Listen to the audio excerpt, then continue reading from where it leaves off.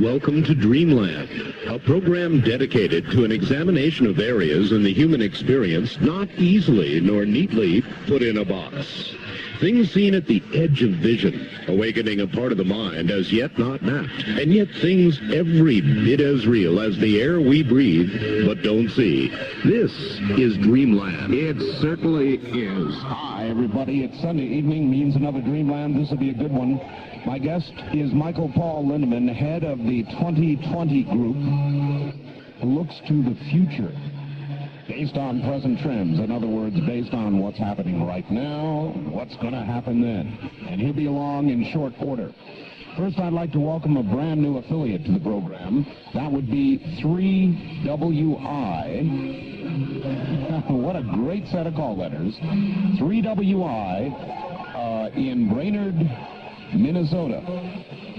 That's wonderful. That's actually WWWI, and they call it 3WI, and I think that's great. Brainerd, Minnesota, welcome to the program. You'll get the idea of what it's all about as we proceed. There is live listener participation, so stand by, and in due course we'll have the telephone lines open. A regular feature of this program is a gal named Linda Moulton Howe, who you may recall last week had a death in the family, the passing of her father, and was not with us last week, is back this week in Philadelphia. And so, without hesitation, let us go to Linda Moulton Howe in Philadelphia and find out how she is. Linda, good evening. Hi, Art. I really appreciate your acknowledgement of my father last week. The funeral on Wednesday turned out to be a large assemblage of people in aviation from all over in Idaho and other parts of the country, because he had been very involved in the building of airports for private aviation, and it was, I know someplace he's out there now flying, and is out of his pain, and for that I'm grateful. We are also today 2 weeks away and counting from the Shoemaker-Levy Comet pieces. That's right. That are to begin, according to astronomers, piece by piece by piece, plunging into the hydrogen gaseous surface of Jupiter, and that should begin somewhere on July 16th. So we will try to stay up with what's happening there. And for that reason, I have a Richard Hoagland coming on the program July 10th. All right. And I will also try to stay up with some astronomer colleagues to give a report that following Sunday. And 2 weeks ago, on June 21st, Dennis Claiborne in Garnett, Kansas, found his second mutilation since August on a farm in Garnett, Kansas, about 60 miles outside of Kansas City, Missouri, where the two cities are across the river. And just 3 or 4 days before he found those two mutilated animals, or the one mutilated animal that was following the August one, in Oregon, people were beginning to report to sheriff's office deputies in Washington County outside of Portland a series of circles that were appearing along U.S. Highway number 26. I just heard something about that, Linda. Yeah, I have received a photograph of it, and from the Oregonian newspaper, it says that in the waist-high wheat was a circle about 35 feet across. It was ringed by a second circle of completely untouched wheat that was standing, and that was surrounded by a ring. And when you look at the picture, it is a flattened circle that is about 35 feet across, surrounded by a larger ring. And then in 4 different compass points, northeast, southwest, are 4 smaller circles placed at those compass points outside of the circle in the ring. And they were placed on the north side of a hill just high enough to be seen from Highway US 26. And there was a point where the Washington County Sheriff's deputies were having quite a challenge trying to control traffic because literally hundreds of people were stopping with camcorders and cameras to take pictures of this formation, and there was one man, Chris Ullman. He said, how did they get the circle so precise in the dark? It would seem like you would need a light source. This is quite a precise one, and we're now all waiting to see if anything more like this will occur in the United States. So if there are any listeners in any area that have some access to going out to where there are any kind of food and cereal crop fields, we are now into that phase where we're trying to keep up with any formations that might be occurring someplace. And this particular one, whether it was made by a human or something else, was on the outskirts of Portland, Oregon. Linda, what would you recommend to people? Because a lot of times when these crop circles form, there's just not enough time to get to it for scientific investigation, and before people like you do, the fields are trumped by, busy bees, rubberneckers, and people who want to see, and it all gets fouled up. Right. Well, I'll tell you, right now, in fact, I'm happy to give my phone number on the air for this because Dr. Levengood, the biophysicist in Michigan that I've been working with for the last 4 years, has been getting some plants from England and is very interested in getting plants from any of these formations that might occur in Canada and the United States. And probably the fastest way is to get in touch with me. So before I go into a brief excerpt from an interview with the Kansas farmer about his most recent mutilation and helicopter activity in the area, I wonder, Art, why don't I just give my phone number and people could contact me who are listening wherever in the United States? It's a gutsy thing to do, Linda. Go ahead. Yeah, I know. Well, this is the only way I know to make this contact in terms of reports. So fast, yes. The number would be area code 215-491-9840. And I will talk with people, and we will see if there is some formation that does occur someplace. We will try to work with Dr. Levengood to get plants to him, and so I would be the contact point. Okay, Linda, but there are a lot of people listening, and so you better qualify it. The only calls you want are ones that are connected to crop circles? Crop circles, and I suppose if somebody also would in their area have heard about some recent mutilations, since they are occurring in a variety of isolated parts of the country right now, I certainly could take a call on that too. All right, with those being the parameters, area code 215-491-9840, Linda Moulton Howe. Okay, Linda. Now, I'd like to share with you a portion of a conversation with farmer Dennis Claiborne, who lives in Garnett, Kansas. He found one of his cows mutilated with the classic bloodless excisions of ear, eye, tongue, genitals, and rectum. The first was August 31st. The second was a young heifer, a little over a year old, found on June 21st in his farm in Garnett, Kansas. And when we pick up this particular part of the interview, I'm asking him about the comparison between the two mutilations on his farm. In the other one, how similar was the August 31st mutilation to this new young heifer this week? It was the exact same mutilation. There was no difference.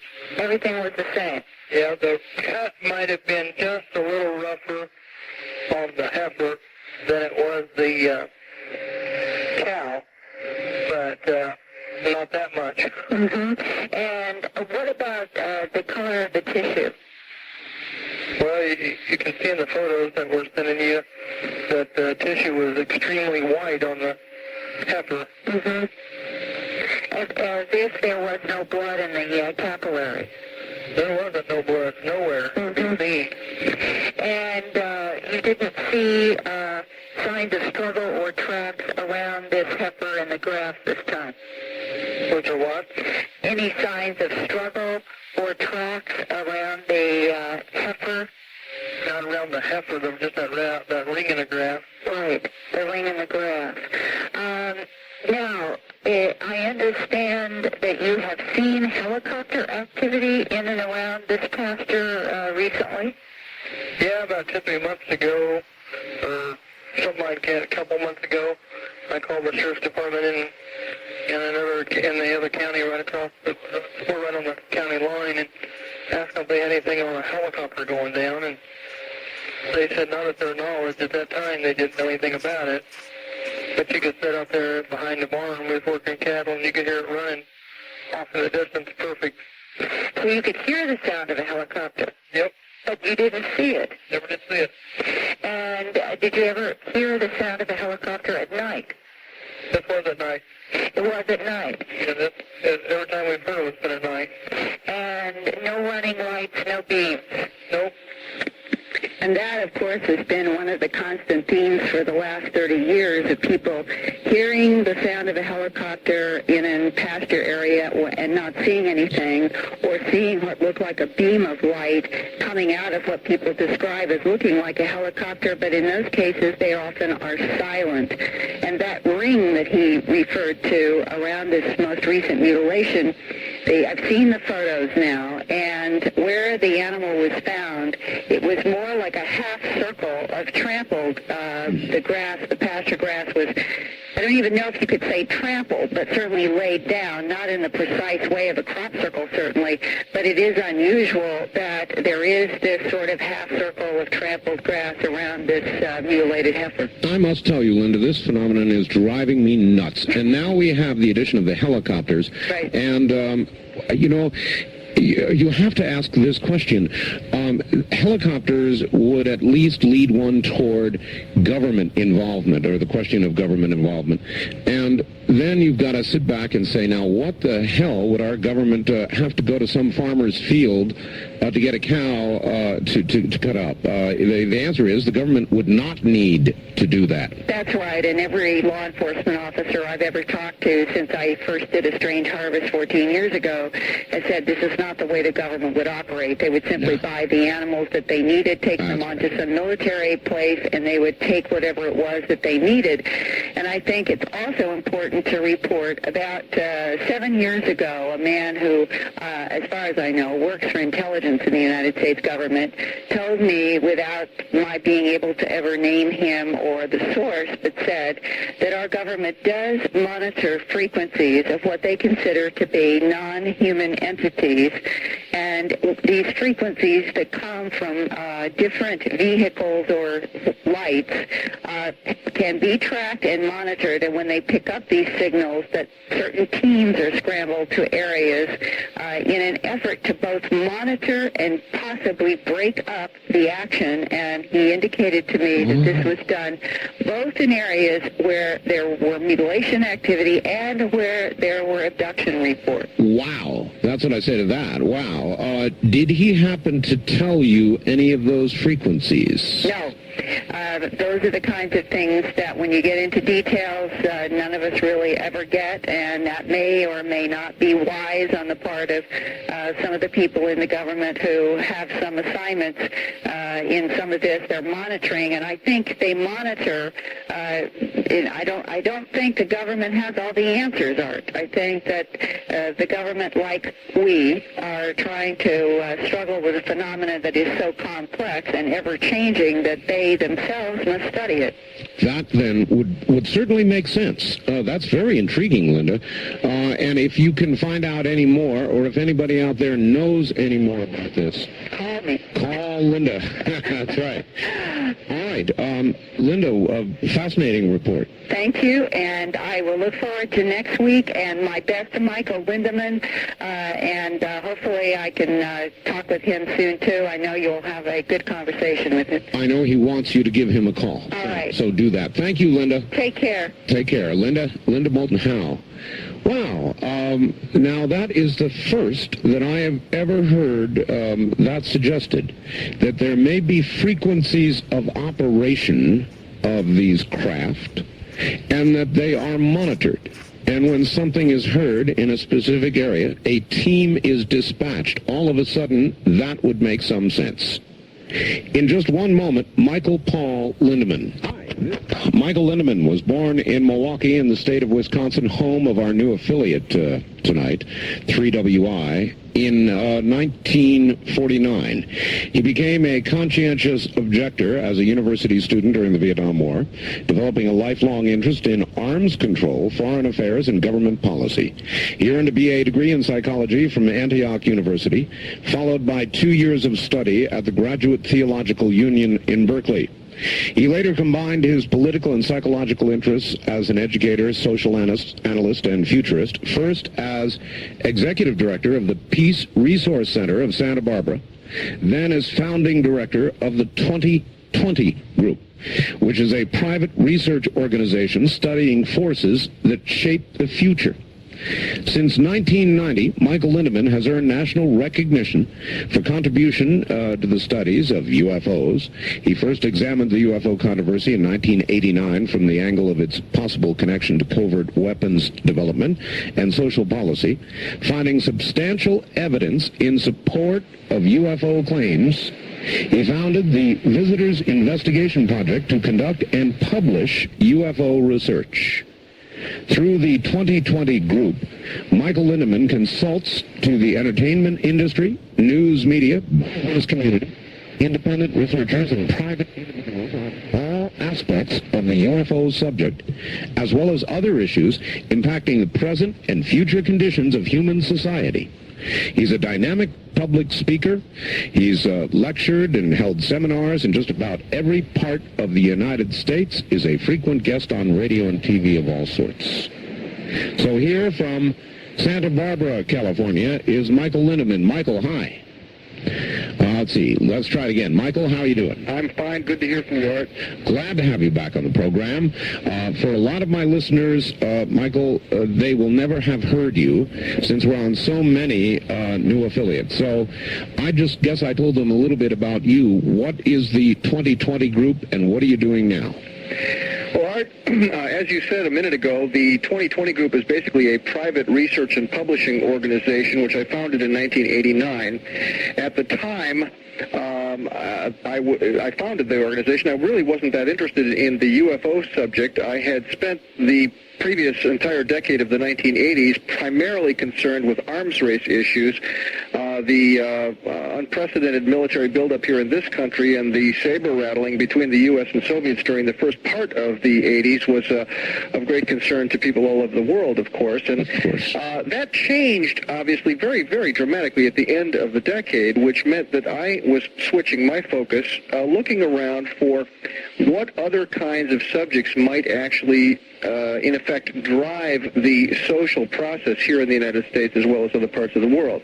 I think it can safely be said that during the period following World War II, right on up to the end of the 80s, the arms race, the so-called Cold War, was the single strongest influence upon social policy all over the world. Mm-hmm. The prospect we might go to nuclear war, all the ways of preventing that, all the ways of regulating that, all the ways of negotiating it for better or worse, and all of the technology and industry that went into that.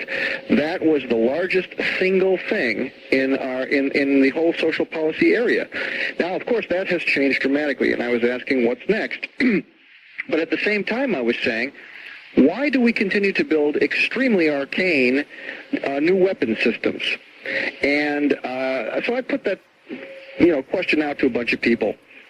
And I said, okay, if the Soviet Union is no longer the big enemy, in fact, at that time the Soviet Union was fast becoming a non-entity, if there is no other entity of that magnitude which could threaten us, who then would be the rationale, the target, as it were, for all these new weapons? Michael, it's an awfully good question, particularly in view of the fact that if you look at our current defense budget, while there are cuts, there's still a lot of money going into weapons development, and who are we fighting, potentially? Exactly. Who are we fighting potentially is a very important question. Not only do we have a very large defense budget out in the open, Art, the money that people all know about in the federal budget, but there is also, much more importantly even, the black budget, about which very few people know. Mm-hmm. And we may have occasion to speak of that later in the program, but I would like to mention to all of your listeners that if you have not yet heard or seen the book Blank Check by Timothy Weiner, I strongly recommend that you go out and get that book. It's in softcover. Blank Check, subtitled The Pentagon's Black Budget. What about this theory, if you don't mind, Michael, that old habits die hard? And I know that sounds laughable and silly, but we have a long tradition now of connection between the government and defense contractors and all the rest of it. Jobs are at stake. Lots of things I can think of might drive, other than a real national security need, weapons development. You're quite right. There's no question. Part of it is momentum, Art. Part of it is momentum for the simple reason that these weapons these weapon systems are on a very, very long development curve. And back when, for example, the alleged Aurora spy plane became a priority project, back in those days, the Soviet Union was very much a formidable enemy, and the idea of a new supersonic or super high-speed hypersonic plane was a very good idea, or at least a feasible idea. Today, we have to say, maybe that plane is anachronistic, but I'm not so sure. And we should bear in mind, too, that that plane officially does not exist, and yet all of the major aerospace books or magazines in the English language say it does. The U.S. Geological Survey says it does because they can track its movements on their seismographs. Many professional plane spotters say it does. This is a plane which officially doesn't exist. In fact, the Air Force has said vehemently time and again, not only have we not built it, we don't know how, so please, leave us alone. Only a few weeks ago, CIA Director Woolsey said at a university in Kansas, asked by someone in the audience, what about the Aurora? He said, not only does nothing called the Aurora exist, nothing like that in concept exists. All right, well, listen, we've got to hold it right there, Michael. Okay. We're at the bottom of the hour. Sit tight for about 4 minutes. We'll be right back to you. This is Dreamland on the CBC network. You are listening. Take a listen. You'll get an earful. Talk Radio 102 FM. Come enjoy the big produce carnival of fruit savings at Thompson Food Basket in Morton. This is Kent Henderson, produce manager. Right now you'll find great savings on produce, like red or black California plums for just 69 cents a pound. Large California peaches are only 49 cents a pound. White or red seedless California grapes are 99 cents a pound. And first of the season, Talbot sweet corn is available too, with 10 ears for only $1.79. Shop and save every week and get double coupons up to 60 cents every day at Thompson Food Basket, 435 West Jackson in Morton. Now, here's the Poet Laureate of the Morton Community Bank, Cliff Hasselbacher. Summer is here and it's about time. How about a CD that's tied to price? The flowers are blooming? That sure is great. Your hometown bank always gives a fair rate. If you like your banking without a frown, do your banking at MCB, not out of town. And this is Jean Ann Heiniger. At MCB, we always offer competitive rates, and our friendly account representatives are ready to help you with your investment needs. It's another service of your hometown bank, the Morton Community Bank. Remember, FDIC. Flowers by Florence in Pekin does not have a special for you. That's right, no special. That's because at Flowers by Florence in Pekin, you can always buy a dozen roses for just $17.95. So for those not so special occasions, get a dozen roses for just $17.95 at Flowers by Florence. Call 347-4500 to get those roses for that special someone, no matter what the occasion. That's 347-4500 for Flowers by Florence, 5th and Margaret Streets in Pekin. The number one key to success in all relationships is communication. We'll talk about communication on the new single and the issues that affect us. Join me, Janet Rudd, at 11:30 every Saturday morning for a thought-provocative program. The new single, sponsored by Dates. With 48 marriages and 22 engagements, I'll share the secrets to success on the new single every Saturday morning at 11:30 on Talk Radio 102 FM. Make every weekend a Talk Radio weekend. Keep it on Talk Radio 102. Every Saturday afternoon, be here for the Pet Patrol with Dr. Art Herm from the Morton Animal Hospital. Whether it's a seasonal pet problem, nutrition, pet care, whatever, you can bet you'll hear about it on the Pet Patrol every Saturday afternoon, starting at noon, here on Talk Radio 102 FM. Did you know that babies need most of their shots by the time they are 2 years old? Without a full series of shots, babies are vulnerable to one or more dangerous diseases. If you don't have a doctor, call this toll-free hotline number. Sponsored by the U.S. Centers for Disease Control and Prevention for the nearest address for shots. The number is 1-800-232-2522. That's 1-800-232-2522. A public service message from the U.S. Department of Health and Human Services, the Ad Council, and Talk Radio 102 FM. It's Talk Radio 102 Central Illinois Spotlight, a look ahead at upcoming not-for-profit organization events or programs and services of community interest. Hi, I'm Evelyn Franklin. I'm with the Poodle Promenator Square Dance Club. It's a group of energetic youth and adults that like to have good, clean, fun square dancing and doing country lines. You can join in that fun by taking square dance lessons starting Sunday, September 18th from 2 to 5 in the afternoon at the Masonic Hall at 700 South 4th Street in Morton. It's only $1 a person per week. The instructor is Novice Franklin. For more information, call Talk Radio 102 or the instructor at 266-9870. What's up in Central Illinois? Just listen for Central Illinois Spotlight from Talk Radio 102 FM. The unexplained, the unusual, the unknown. This is Dreamland on Talk Radio 102 FM. From the Kingdom of Nye, you're hearing Dreamland with Art Bell. To participate in the program, call toll-free 1-800-618-8255. 1-800-618-8255. First-time callers, area code 702-727-1222. Or the wildcard line at 702-727-1295. This is the CBC Radio Network. He heads up the 2020 group. His name is Michael Lindemann. And we're talking about, at the moment, things military, our defense budget, and he brings up an awfully good point. If the threat is largely, underlying that word, gone, then what are we doing? Spending billions and billions, it's a tip of the hat to Mr. Sagan, of dollars on new weapons systems. We were discussing the Aurora. Michael, you're back on the air. Okay, Art. Just complete that thought real quick. Yes, the bottom line is that the CIA director says categorically it doesn't exist. Everybody else who knows anything says categorically that it does exist. That is to say, in the civilian sector, the military says flatly it doesn't exist. So you've got this divide here where they say it doesn't exist. Now, just as a point of reference, we might note that in last week's New York Times, in the Sunday New York Times Magazine, there was an article about Dreamland, dear to your heart, I'm sure, right up there at Area 51. Yes. And where the writer, almost tongue-in-cheek, pointed out that although we've got loads of photos of the place and everyone and his brother knows it's up there, the military still will tell you flat out it doesn't exist, it isn't there. And this is, I think, something we have to understand, that these people lie for a living, and to them it isn't lies, it's policy. So we have to understand that whenever we're talking about this subject, we're dealing with an area where deception is the rule of thumb. And Michael, is a lie told in the cause of national defense a lie or just national defense? Well, it is still a lie, and I'll tell you, but it is a lie with a rationale, or a lie with an excuse, as it were.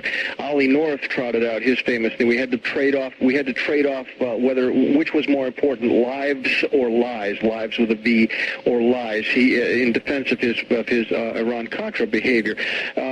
Winston Churchill, when he was plotting with Stalin and Roosevelt to defeat Hitler, said in wartime, the truth is so important that she must be guarded with a bodyguard of lies. Right. Now, this is the way policy is conducted, and I am not saying that it's always wrong. I am simply saying it is something we must understand. We must factor it in. I'm not pointing a moralistic finger at these people. I'm just saying facts are facts. Sure. These people lie for a living.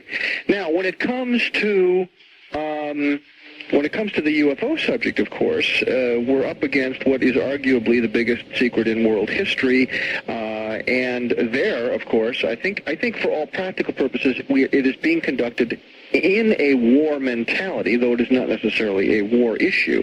But it is certainly being conducted with a war mentality, and so we have to assume that this lies in defensive policy, lies as policy, is very much the order of the day. Have you concluded, Michael, that we are being visited? My personal conclusion is absolutely yes. I believe I am absolutely convinced. And what is the body of evidence that brought you to that conclusion? Well, it is, I must say, it has been coming together incrementally, Art. I wish I could point to a smoking gun. I really can't. I would like to say, however, that the new evidence or the recent accumulation of evidence around the Roswell incident is extremely compelling, and we can now point to several excellent books on that subject. One by Stanton Friedman called Crash at Corona, and two by Randall and Schmidt. The first one called UFO Crash at Roswell, and the new one this year called The Truth About the UFO Crash at Roswell, which somewhat rewrites the timeline, but for all practical purposes, the story is the same and has been pretty much the same since Bill Moore first published the Roswell incident back in 1980. But today we have, dozens of first-hand eyewitnesses and many, many other eyewitnesses, family people who have seen how their loved ones passed away, babbling about Roswell on their deathbeds, for example. We know that something extraordinary happened at Roswell, and it has all the earmarks of the most well-documented, legitimate UFO crash recovery in history. Not the only one, but one which is virtually a lead pipe certainty. And here we are face to face with one instance that proves the argument, as it were. Now, if Roswell happened as we think it happened, then the military is in possession of a substantial amount of legitimate UFO wreckage, that is to say, machinery built by a non-human, technically advanced intelligence. And they are this made the Rock 106. Disappeared, was shipped out under unusual circumstances and later disappeared, never to be seen again. Glenn Dennis says that he was told also, if you speak a word of what you've seen or heard, someone will be picking your bones out of the sand. Yeah, it's easy to sit back academically when you're listening to this and saying, well, then why didn't they just blow it all out and, let the story out and go to the press and all that? Well, that's a significant threat. If you've ever had one made like that, you'll know. If not, you cannot imagine to kill you and your family and your children is not a trivial threat. That is correct.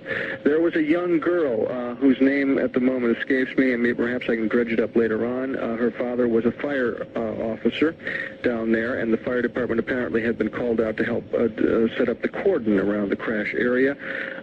Some small pieces of wreckage showed up at the fire department for a short period of time, and this young girl, 12 years old at the time, Frankie something, I forget her first. Frankie something, I forget her last name.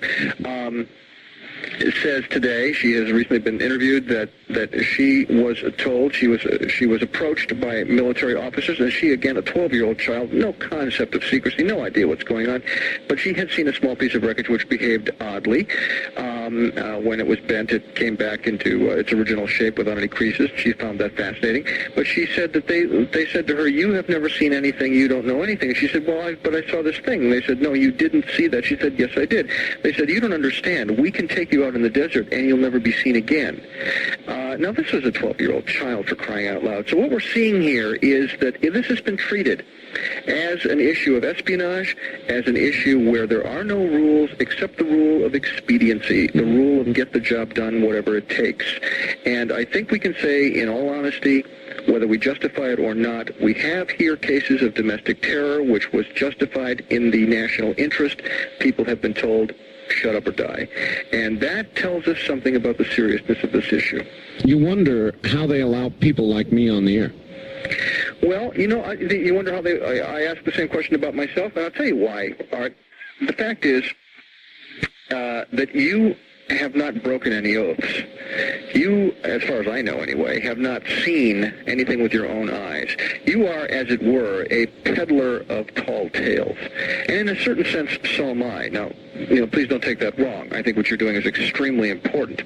I think it may help break the logjam. Maybe they look at me and say, well, there's a guy helping to muddy the waters. There's a guy with a million stories on the radio, and people to sit back and say, oh, yeah, right.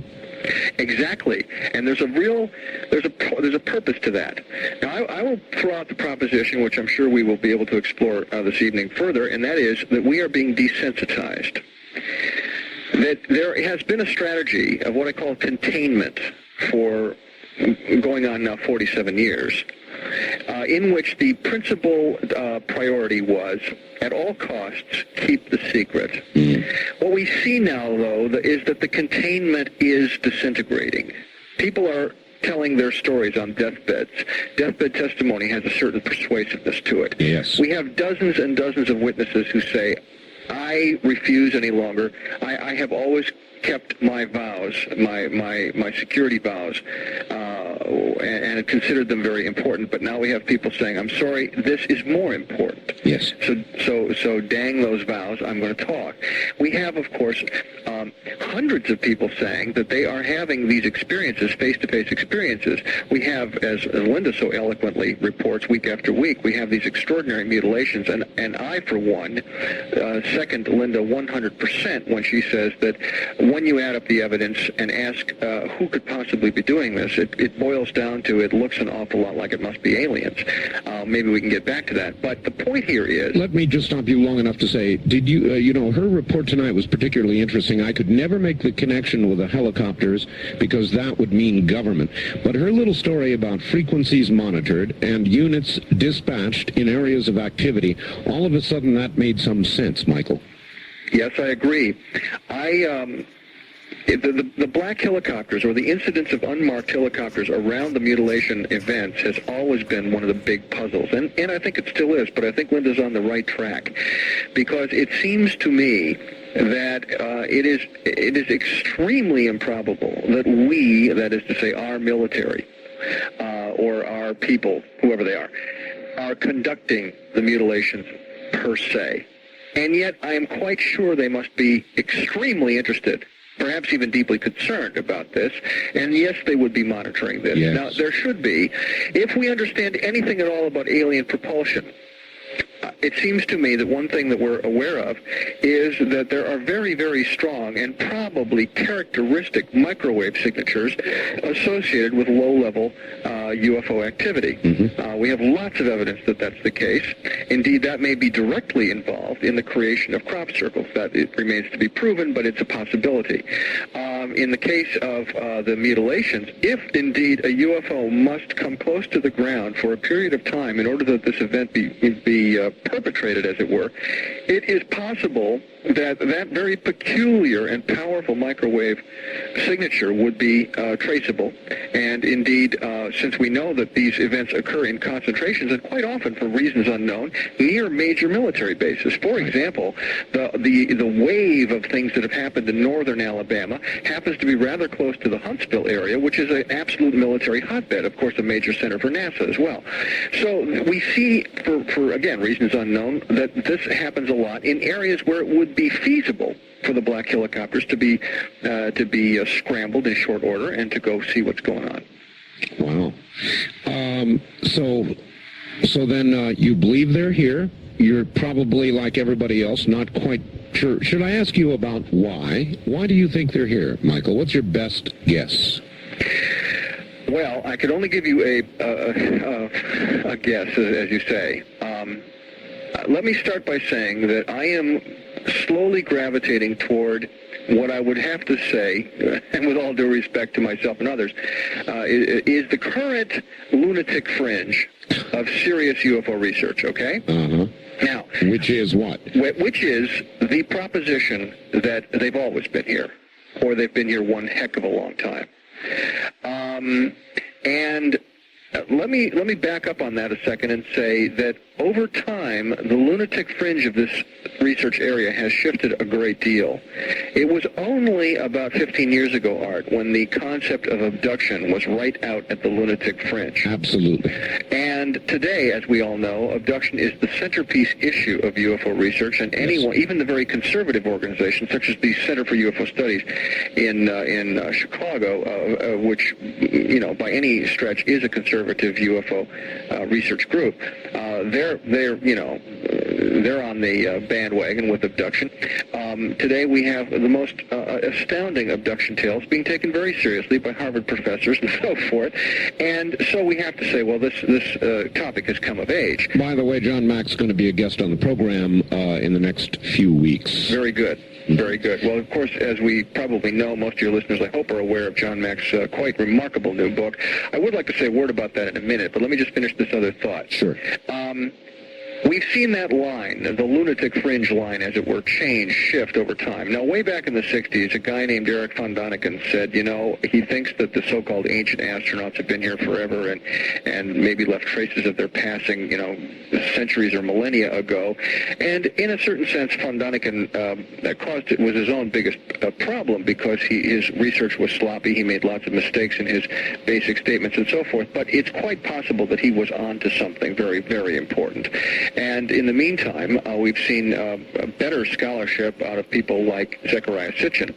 And we are finding that one of the most prominent themes among abductees today is this theme. They are being told time and time again, instructed about the ancient history of the world and how it is that we have had this long-running relationship with these others. Now, we should say, too, that these others do not appear to be a single group. There seem to have been, this may have been a crossroads, you know, for this part of the galaxy, for all we know.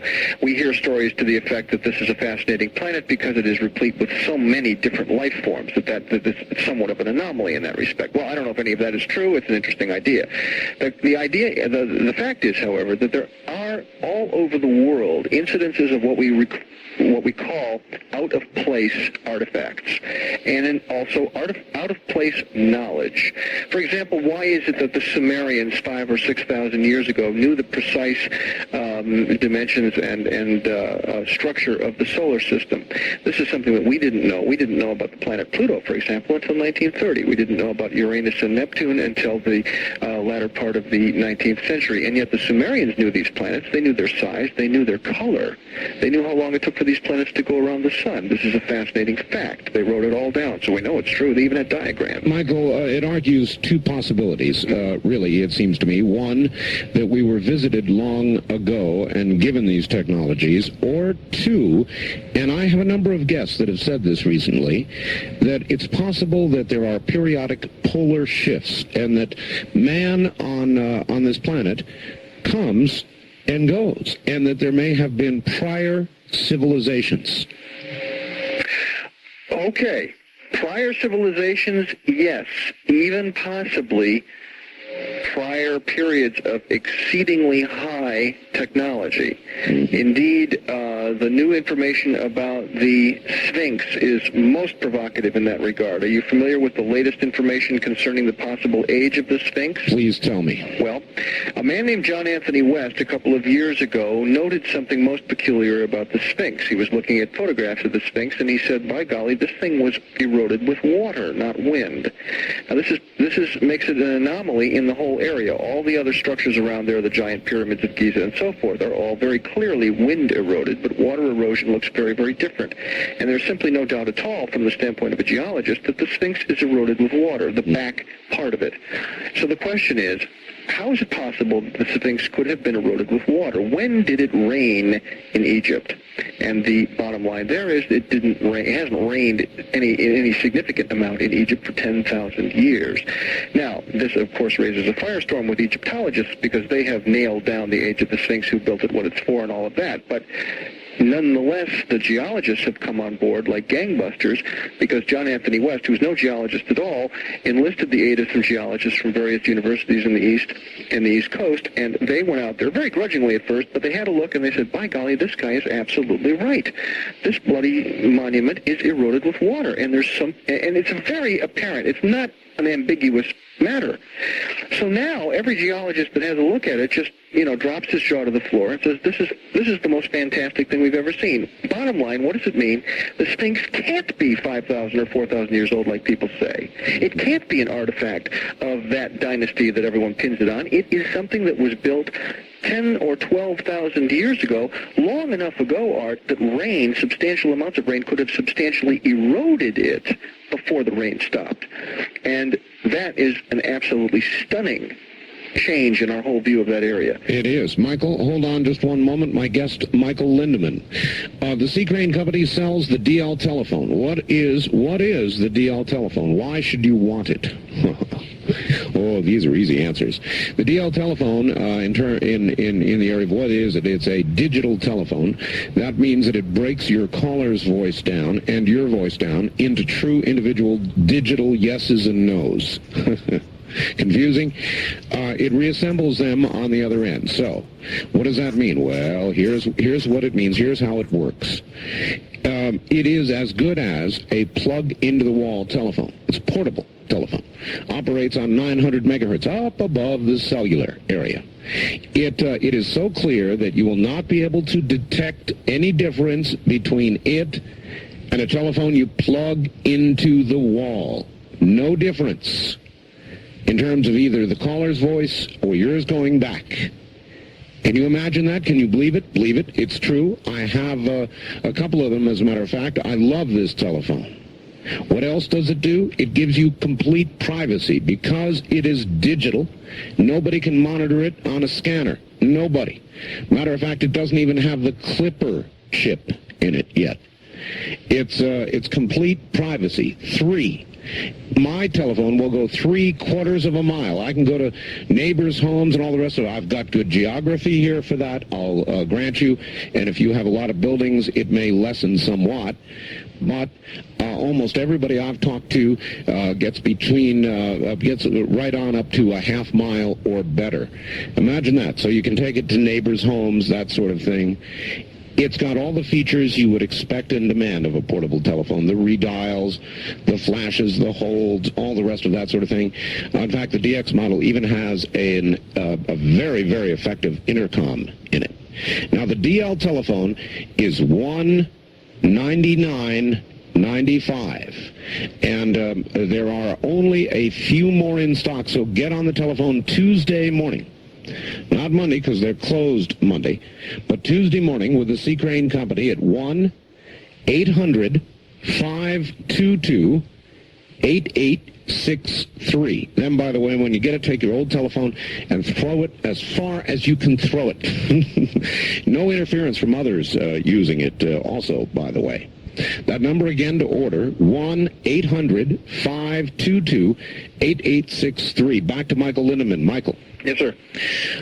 So then what do you think is the most likely, that we were visited, or that there was another civilization, or there have been many civilizations, or that there has simply been a rise and a decline back to the cave days, or what do you think happened? What I think, first of all, Art, is that we currently live in an extremely narrow worldview about our history, about our past. We have some giant surprises ahead of us in terms of understanding our past. Probably high civilization goes back a lot further than we think in certain places. But even so, it would appear that these high civilizations arose rather inexplicably, at least according to our current understanding of how civilizations arise and how they flourish and how they pass their knowledge to succeeding civilizations. I am currently of the opinion, and am desperately groping for data, I might add, that probably there have been infusions of information from off-world sources or from sources that we would not call human. That this has probably happened periodically over time, and that would account in some cases for the sudden appearance of extraordinary civilizations in places that were not supportive of civilization prior. All right, why then would that knowledge not have contributed to a general rise rather than the possibility of there having been a highly technical civilization previously? Well, you know, in some cases it did contribute to a general rise. For example, we really trace a lot of what we call modern civilization today all the way back to Sumeria. If Sumeria was one of the seed beds of this round, let us say, of civilization and technology, an enormous amount of that has been passed down virtually unchanged through the Babylonians and Assyrians and shared with the Egyptians, and may even have filtered eastward toward the Vedic cultures, and certainly became the basis for the cultures of the Middle East, and from there on to the Minoan culture, the Greek culture, and the Roman culture, and from there, of course, in a straight line to us. There is no question that there has been a long path of more or less unbroken handing down. But the question is, where in, the devil did the Sumerians get their fantastic knowledge of astronomy, of agriculture, including irrigation, their codes of law, their codes of philosophy, their codes of their currency? All right, Michael, we've got to hold it there. We're at the top of the hour. Relax for about 6 minutes. We'll be right back to you. This is CBC. We're sorry, but due to satellite transmission problems, Talk Radio 102 FM presents a previously recorded Art Bell Dreamland program. From the Kingdom of Nye, we continue with your calls on Dreamland with Art Bell. Call Art now, toll-free at 1-800-618-8255, 1-800-618-TALK. First-time callers, area code 702-727-1222, 702-727-1222, or the wildcard line at area code 702-727-1295, 727-1295 in the 702 area code. Now again, here's Art Bell. Now again, here I am. Michael Lindemann is my guest. He's from the 2020 group, which is an organization that looks at current trends and predicts future probabilities. I guess that would be a good way to put it. We're talking about the UFO phenomenon, the visitations we're having, and according to Michael, may have had for a very, very long time. And we're going back to it right now. We will begin to take calls shortly. Michael, a couple of things that I want to cover with you. You have a current project going on. What was it? You told me about it earlier, the name of it, and I'm terribly sorry, I've forgotten. Are you referring to the computer project? No. Just previous to that, you had mentioned a project by name. I had mentioned a project by name. Yes, you have. You've stumped me. Are you writing something currently, or... No. You and I was talking about coming of age in the cosmic neighborhood. That's right. There we go. I'm sorry. You got me a little bit confused there. Coming of age in the cosmic neighborhood is actually the name of a lecture that I am going to be giving in several places around the Southwest during the month of July. All right. Where are you going to be, and what is it all about? Okay, I'm going to be, first of all, I'll be going to the MUFON, International MUFON Conference, July 8, 9, and 10. For those of people down in the Texas area that may want to go to the, that'll be at the Hyatt Regency in Austin, Texas, July 8, 9, and 10. I'll be speaking down there. And then I'll be speaking in Albuquerque, New Mexico, on the evening of Thursday, July 14th, and I'll be speaking in Scottsdale, Arizona, right outside of Phoenix, on Saturday, July 16th. In both Albuquerque and Scottsdale, I'll be delivering a lecture with lots and lots of slides and illustrations called Coming of Age in the Cosmic Neighborhood. And the catchy little punchline to that is, we are not alone, we are finding out, and that changes everything. So I'm trying to take a relatively upbeat attitude toward this. We're facing a huge mystery. We're definitely facing a political dilemma, to say the least. I think there are people inside the government who have taken this as one of the most serious challenges to the social order that they have ever had to deal with. It is very much on a par with serious warfare, but that does not mean we are necessarily facing hostility. What we are facing is high strangeness. We are facing the unexpected. We are facing the infusion of influences that we are not ready for, and that can be problematic, but not necessarily a disaster in the end. We have to get ready for this. We have to grow up and face the music. I think that is a huge challenge. I think it's exciting, and that's what I'm going to be talking about. All right. Here's a what if, Michael, and I'm curious how you would answer it. If I came to you and I was from the government and I said, look, most of what you've talked about, well, some of it, you're off. You don't have it quite right. But the fact of the matter is we are being visited. We've been visited for a very, very long time. The Clinton administration has decided that it wants to break word to the American public. You, Michael Lindeman, have studied this sort of thing. What do you recommend to us? What exactly would you tell them? I would tell them a couple of things. First of all, I would say that the process of desensitization is probably a sound political strategy, and I do believe that they're pursuing that. I don't believe that was a Clinton strategy. I believe it's been in place for several administrations at least. But I would say, yes, we must start telling people that things have been going on. And I believe we should start with some of the old cases. We should start to acknowledge that we have solid information showing the fact that we have been visited. This is going to be a hard pill to swallow for some people, but it's interesting that it may be less of a challenge than some people have predicted. Well, after all, Michael, we did swallow the plutonium pill. Yes, that deplorable pill. It's true, and it may just be that people are so just generally overwhelmed with the rigors of daily life that they're kind of going to yawn and go, oh yeah, right, aliens, no problem. I don't think so. Now, of course, there has been a running supposition in government, and we know this from looking at the Robertson panel report from 1953, the CIA report about debunking the Brookings Institute reports that came out of the late 50s and early 60s, reports from NASA and so forth, telling us unequivocally that the government has assumed that there would be some kind of very unpredictable social disorder if they simply said, well, by the way, we've got aliens and we can't catch them and we don't know who they are or what they want, thought you'd want to know, that would probably precipitate a disaster which they were unwilling to take a risk on. I understand that. I think they're probably right. But I think, too, we're very different people today than we were then. I think that we now have a generation of adults who grew up with the space age. We have a generation of adults who grew up with fantastic space movies, who've seen all kinds of stuff on Star Trek since it began back in the late 60s.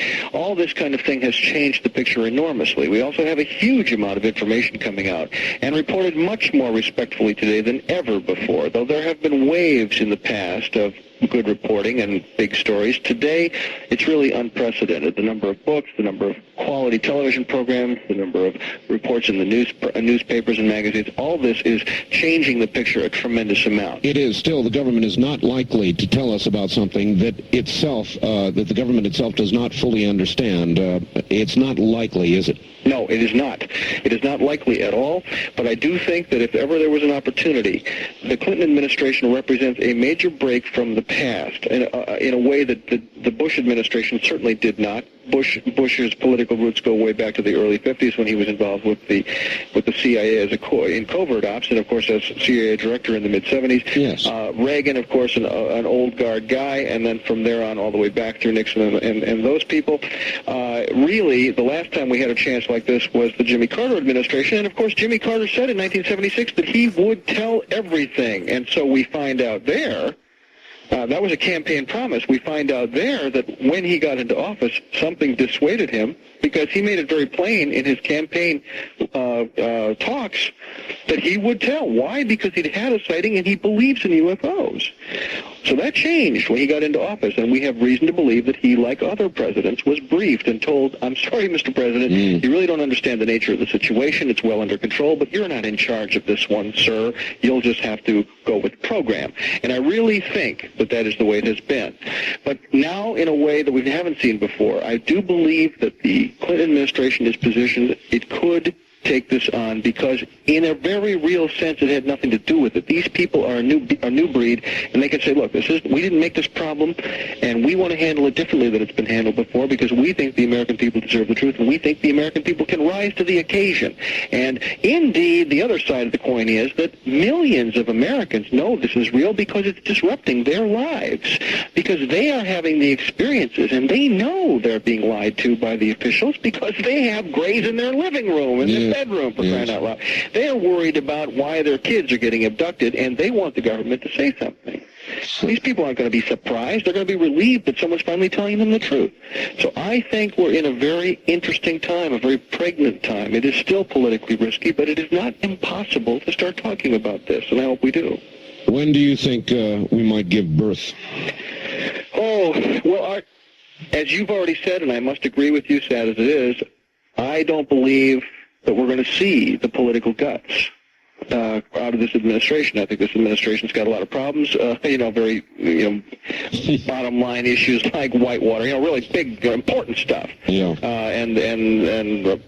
Paula, what's her name? Paula Jones, yeah. I mean, really important issues that are clearly of world-shaking magnitude.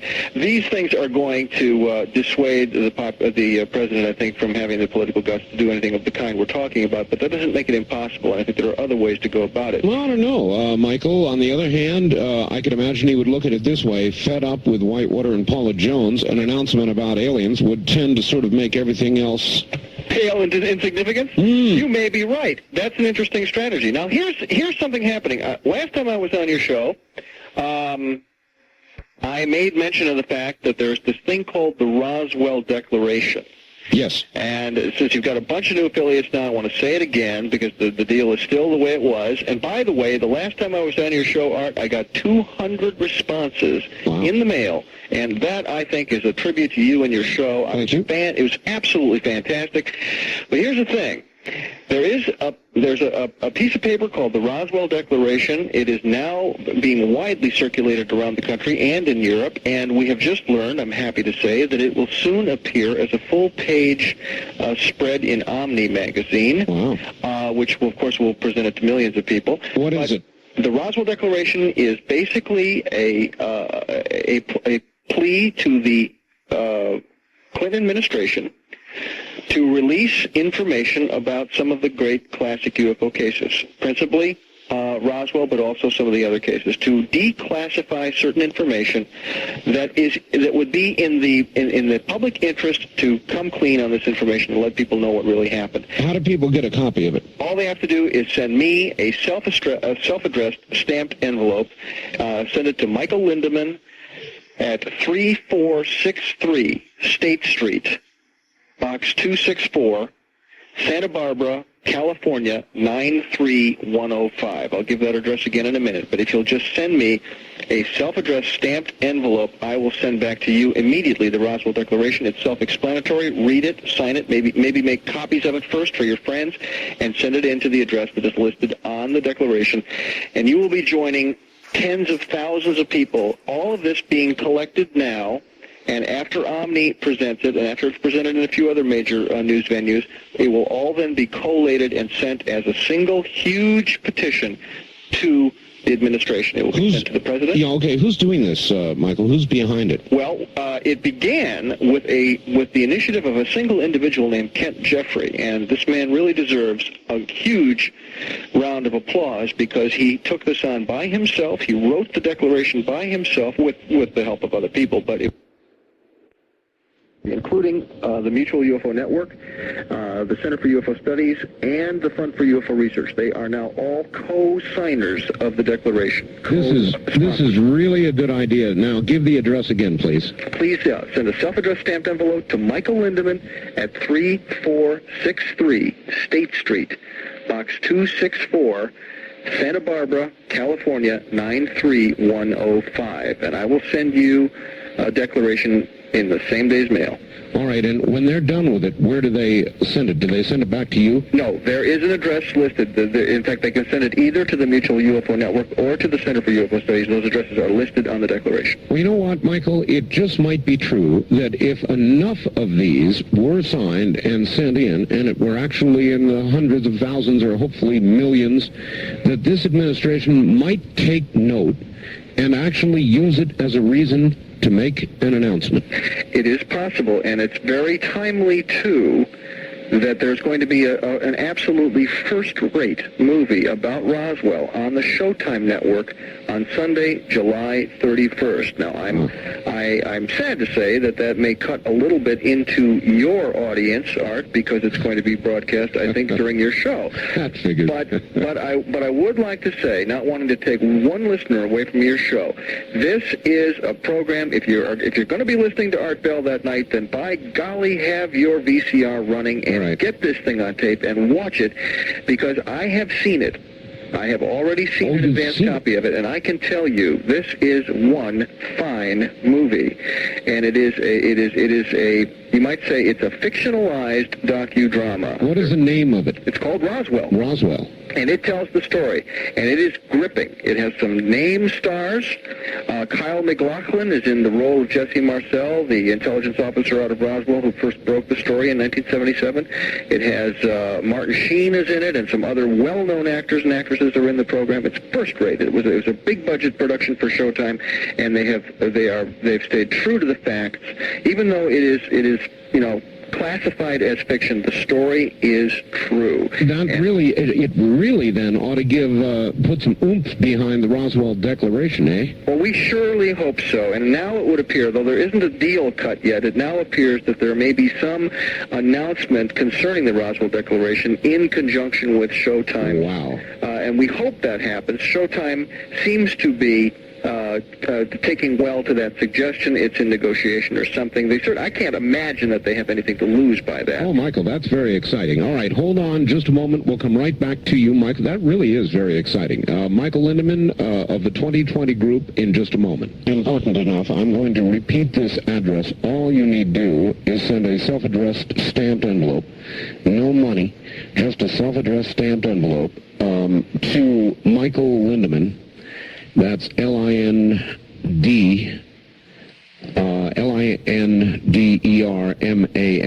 Boy, I hope are there two N's in that? It's Lindemann. There's no R in there. Oh, thank you. Lindemann. Okay. But anything close will do. And it's 3463 State Street, box 264, Santa Barbara, California, right? And the zip code? 93105. 93105. I'm getting all this because I know they'll ask for it. All right. Michael, I would like to begin to take a few telephone calls. Are you up for it? You bet. All right, let's do it. On the wild card line, you're on the air with Michael Lindeman. Hi. Hello, this is Fritz from Phoenix. Fritz from Phoenix. Gentlemen, the questions come up constantly. Why are they here? What's the reason why there are so many sightings over 46, 47 years? Obviously, it's the cosmic connection. Now, Michael, you have nothing to lose. You have no credentials to use. You have a good reputation. But I must say this. The UFO community actually has no leadership. There's no guidance, no coordination, no clearinghouse. In short, it's staggering around like the four-planet man and the elephant. Now, the ETs over the last 40 years have used various brands of conditioning processes, but mankind keeps refusing their calling cards. All right. The media is to blame. Fritz, I want you to listen carefully on the air because this is, I promise this is not a setup. Michael, he mentioned a clearinghouse. There's no leadership. There's no clearinghouse. There's no central point. Wasn't a setup, Michael. I made a comment about this a couple of weeks ago. Yes. And we talked about it before the program. Yes. And I know that you can't tell us too much about it, but whatever you can tell us what's going on. Well, Fritz, I'm very cognizant of the problem that you've said. I agree with it. I and a number of other key people in the field. In fact, people who are really quite senior to myself in terms of their contributions to UFO research are currently in discussion about establishing some kind of an ongoing forum on a major online computer carrier that would allow people who are online, people who have computers, to participate in an ongoing way with high-level, high-quality discussions with top researchers, and those researchers would be able to discuss amongst themselves in forums which can be broadcast publicly over the network, over the computer network, and then rebroadcast again in print or in other forms of secondary broadcast formats. But the point would be that we would begin to have a concentrated online information sharing, information synthesizing process.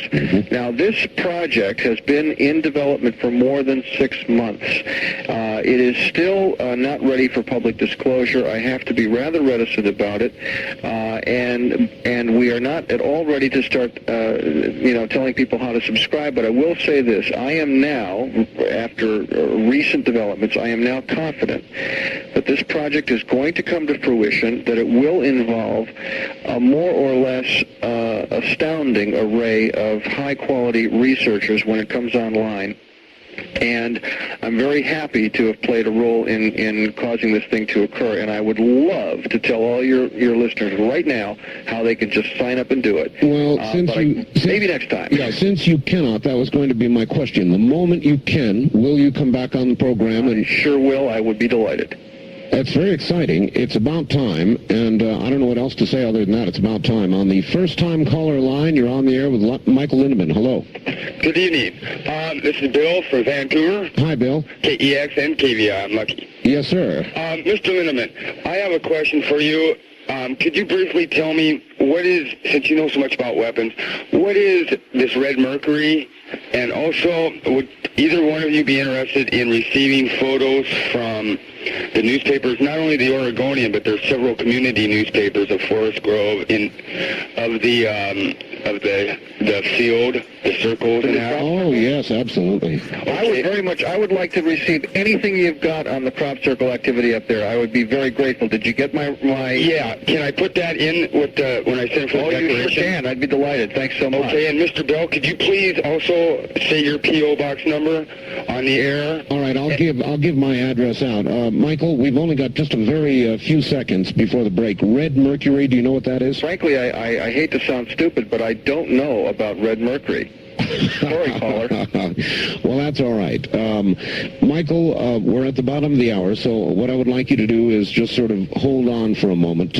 We'll both look forward to those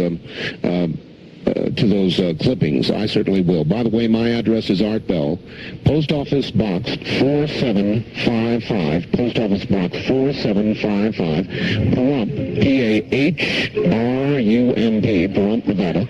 Don't laugh, zip code 89041-4755. You're listening to Dreamland on the CBZ Radio Network. For Central Illinois, this is Talk Radio 102 FM. From the Kingdom of Nye, we continue with your calls on Dreamland with Art Bell.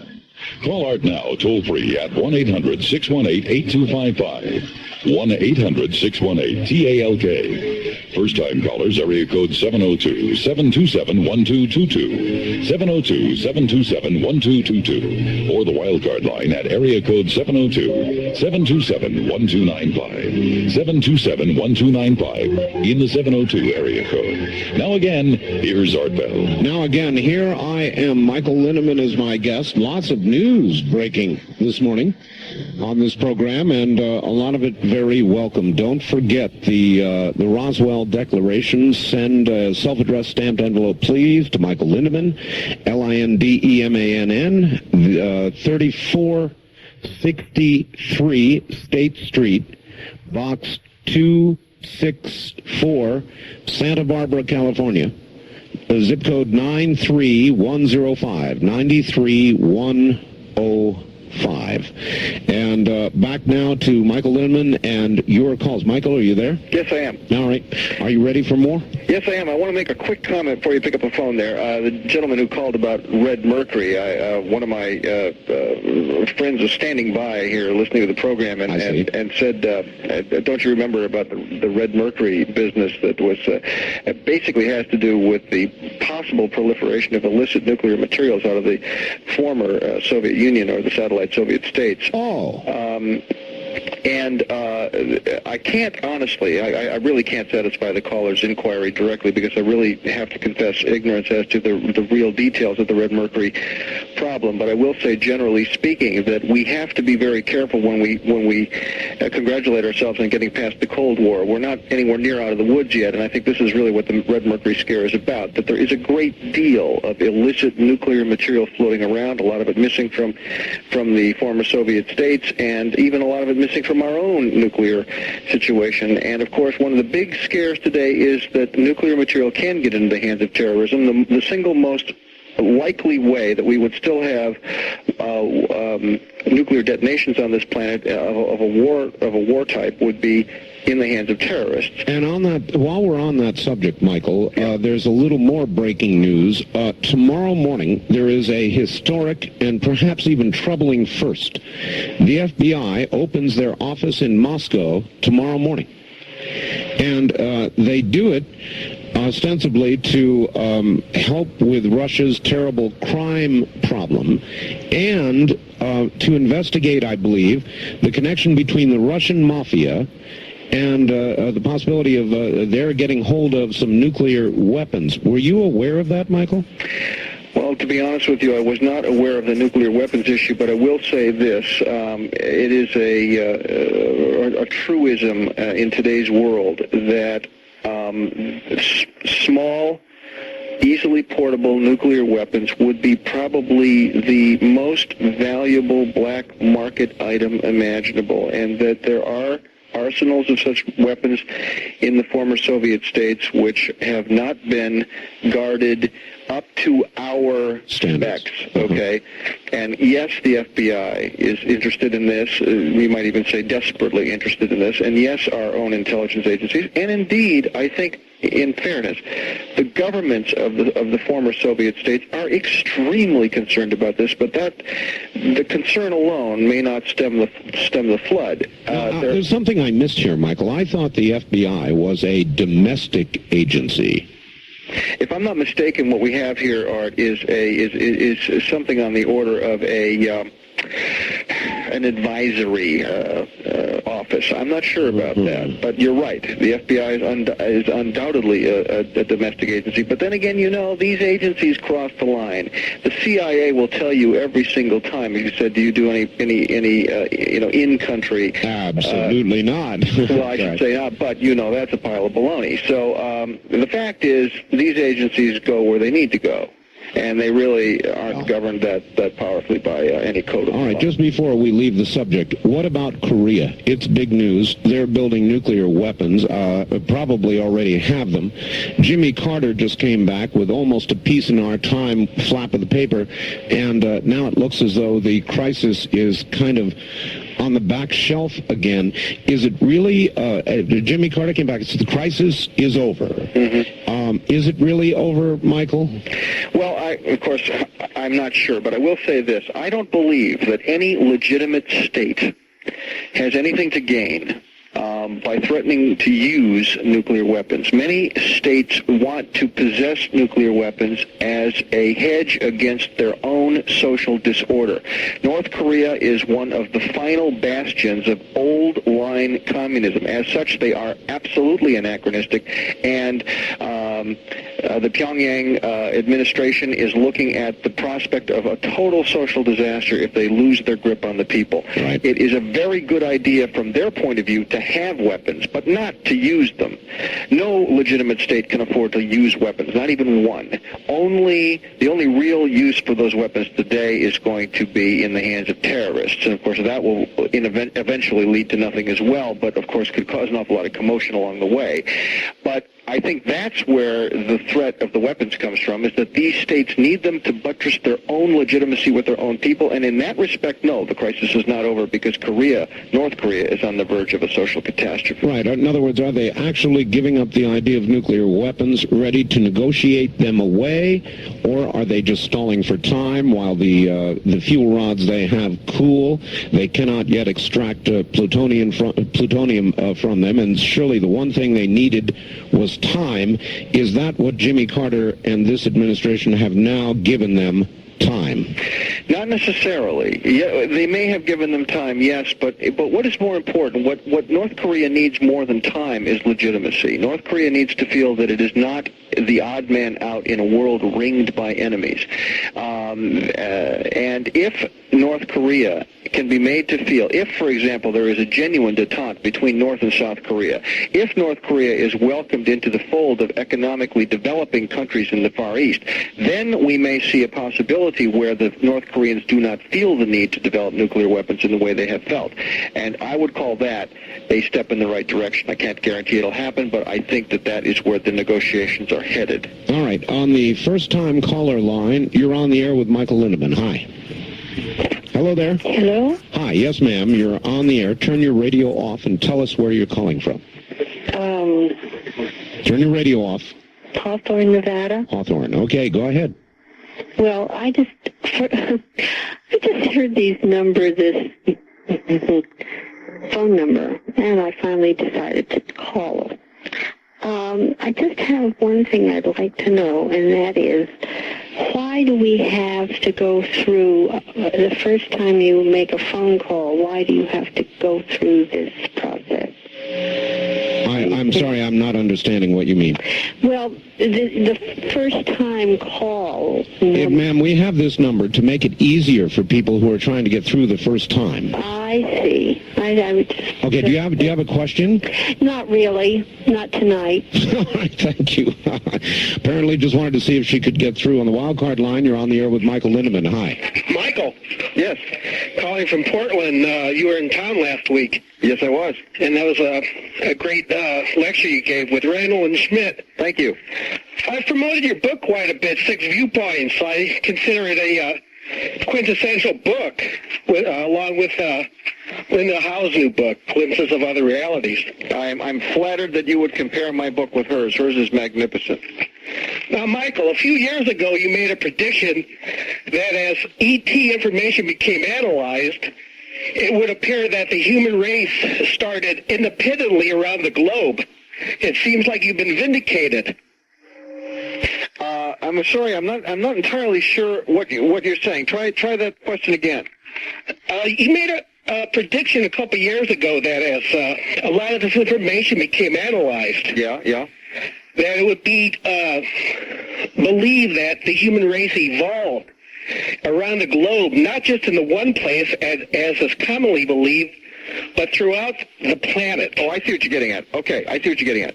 And information in certain science magazines kind of vindicates you that this indeed has come true. Well, thank you. That's actually a rather subtle point, and I thank you for bringing it up. Actually, the argument is far from one. It's an extremely complicated situation. He's referring, Art, to some recent articles in Science and Nature and some other more arcane magazines from the latest research on the evolution from the species we call Homo erectus to the species we call Homo sapiens, and where indeed Homo erectus showed up around the planet, and whether or not Homo erectus evolved into Homo sapiens in one location or in several different locations, which seems rather less probable. And yet there is some information suggesting that Homo erectus actually migrated to various parts of the world out of Africa much earlier than previously thought, and at that stage was able then, in all these independent locations, eventually to show up as Homo sapiens, which would be an extraordinary thing to occur. Well, it would, because it would make the probability of life elsewhere greater, would it not? In other words, let me get it straight. Are you saying that it came from one central location and migrated to other locations, or that it developed along simultaneous lines at several points? Well, it's actually both of what you said, but here's the thing. There has long been a theory that our species evolved in Africa and then migrated to many parts of the world, or that there were successive waves of migrations, so that, for example, Homo erectus, a predecessor of ours, evolved in Africa and then moved out into various parts of the world, showed up in China, showed up in the steppes of Russia, and so forth. And then the old theory continues that the Homo erectus continued to evolve in Africa until it achieved the status of Homo sapien, and then Homo sapien moved out of Africa into other places, and eventually, when it showed up in China, when it showed up in the steppes of Russia and Western Europe and so forth, just killed off the native populations of Homo erectus. Well, maybe, but maybe not. New information suggests that Homo sapiens showed up in places like China much earlier than we thought, giving rise to the possibility that it evolved there. And that is a whole new ball of wax. That's very exciting. Yeah, and what it says is that we, first of all, we really don't understand the evolutionary curve that led to our species. It would appear, for example, that Homo sapiens came on the scene rather suddenly, earlier than we thought, and without what we normally would call enough time to get to our very advanced, say, if you want to call us advanced, but we're certainly advanced over Homo erectus. The question is, how did that jump occur? Now, there are people who say it occurred not as a natural consequence of evolution here on this planet, but as a process that was pushed by the intrusion of alien geneticists, if you will, genetic science from off-world. Now, that, again, I come back to this concept. We're talking now, we're way out on the lunatic fringe of UFO research. I admit that. I think that we have very little evidence in support of this, but at the same time, we have huge conundrums that have no easy answer. Is it possible that Homo sapiens is, at least in part, the product of genetic engineering? And the answer there is, well, doggone it, just maybe the answer is yes, and we have to take that seriously. Now, for example, we go back to the Sumerians, as I talked earlier. I'll tell you something, Michael. 100 years ago, we'd have burned you for that. Yes, indeed. And, 100 years from now, well, they might burn us for that. They might. We are facing there's a very serious religious challenge here, Art. All right, there are also a million calls, Michael. We've got to get to them. On the wildcard line, you're on the air with Michael Lindemann. Hi. Yeah, it's KFAR Fairbanks. Fairbanks, Alaska. Yes, sir. Yes, I'm wondering if maybe this thinks that he wrote it during the Great Flood of Noah's day, and if maybe or not the people are being prepared for what the Bible calls a strong delusion, where when the Christians are raptured, perhaps people will be told that UFOs took them. All right. Thank you. Want to tackle that one, Michael? Well, I will say this. Not only the Christian religious tradition, but other religious traditions around the world point to this time, or a time very near this time, as a time of tremendous upheaval and tremendous change. It is one of the great curiosities of prophecy from around the world. Yes. That this is a time that the prophets pointed to. And it is possible to interpret the rapture that is described in John's Revelation as possibly an alien event or a UFO event. Now, I realize the Christians don't want to interpret it that way, or some pre-recorded, previously broadcast I'm not taking issue with that. But I will say that we may see some extraordinary occurrences in the years ahead, and for some people of religious conviction, it will have the appearance of the fulfillment of prophecy. Boy. All right. On the wild card line, you're on the air with Michael Lindemann. Hello. Hi, Art. Kevin, KEX, Portland. Portland, yes. Yeah, Mike, I heard when Art described your biography that you went to divinity school at Berkeley. That's correct. And I was just wondering, like the last caller, a little bit more on your perception of how this relates with, I don't know what religion you are or anything else, but how this relates with your morality, or, if you could just delve into that a little bit. All right, or your theological background. What kind of clash has occurred for you there personally, Michael? Well,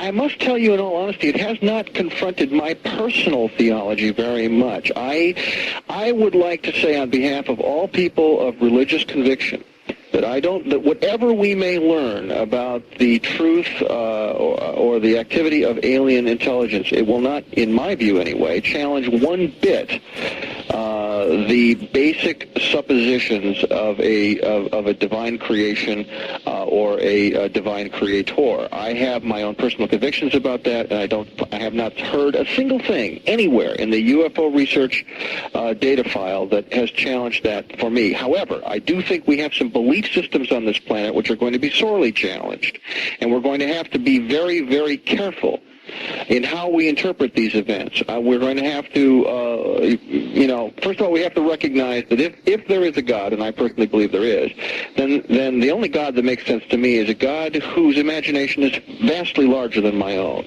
And the possibilities that God may bring forward are possibilities which dwarf my capacity for understanding it. I do not want to stand up and say, that can't be because my God would never do such a thing. Michael, could we be chasing our Creator?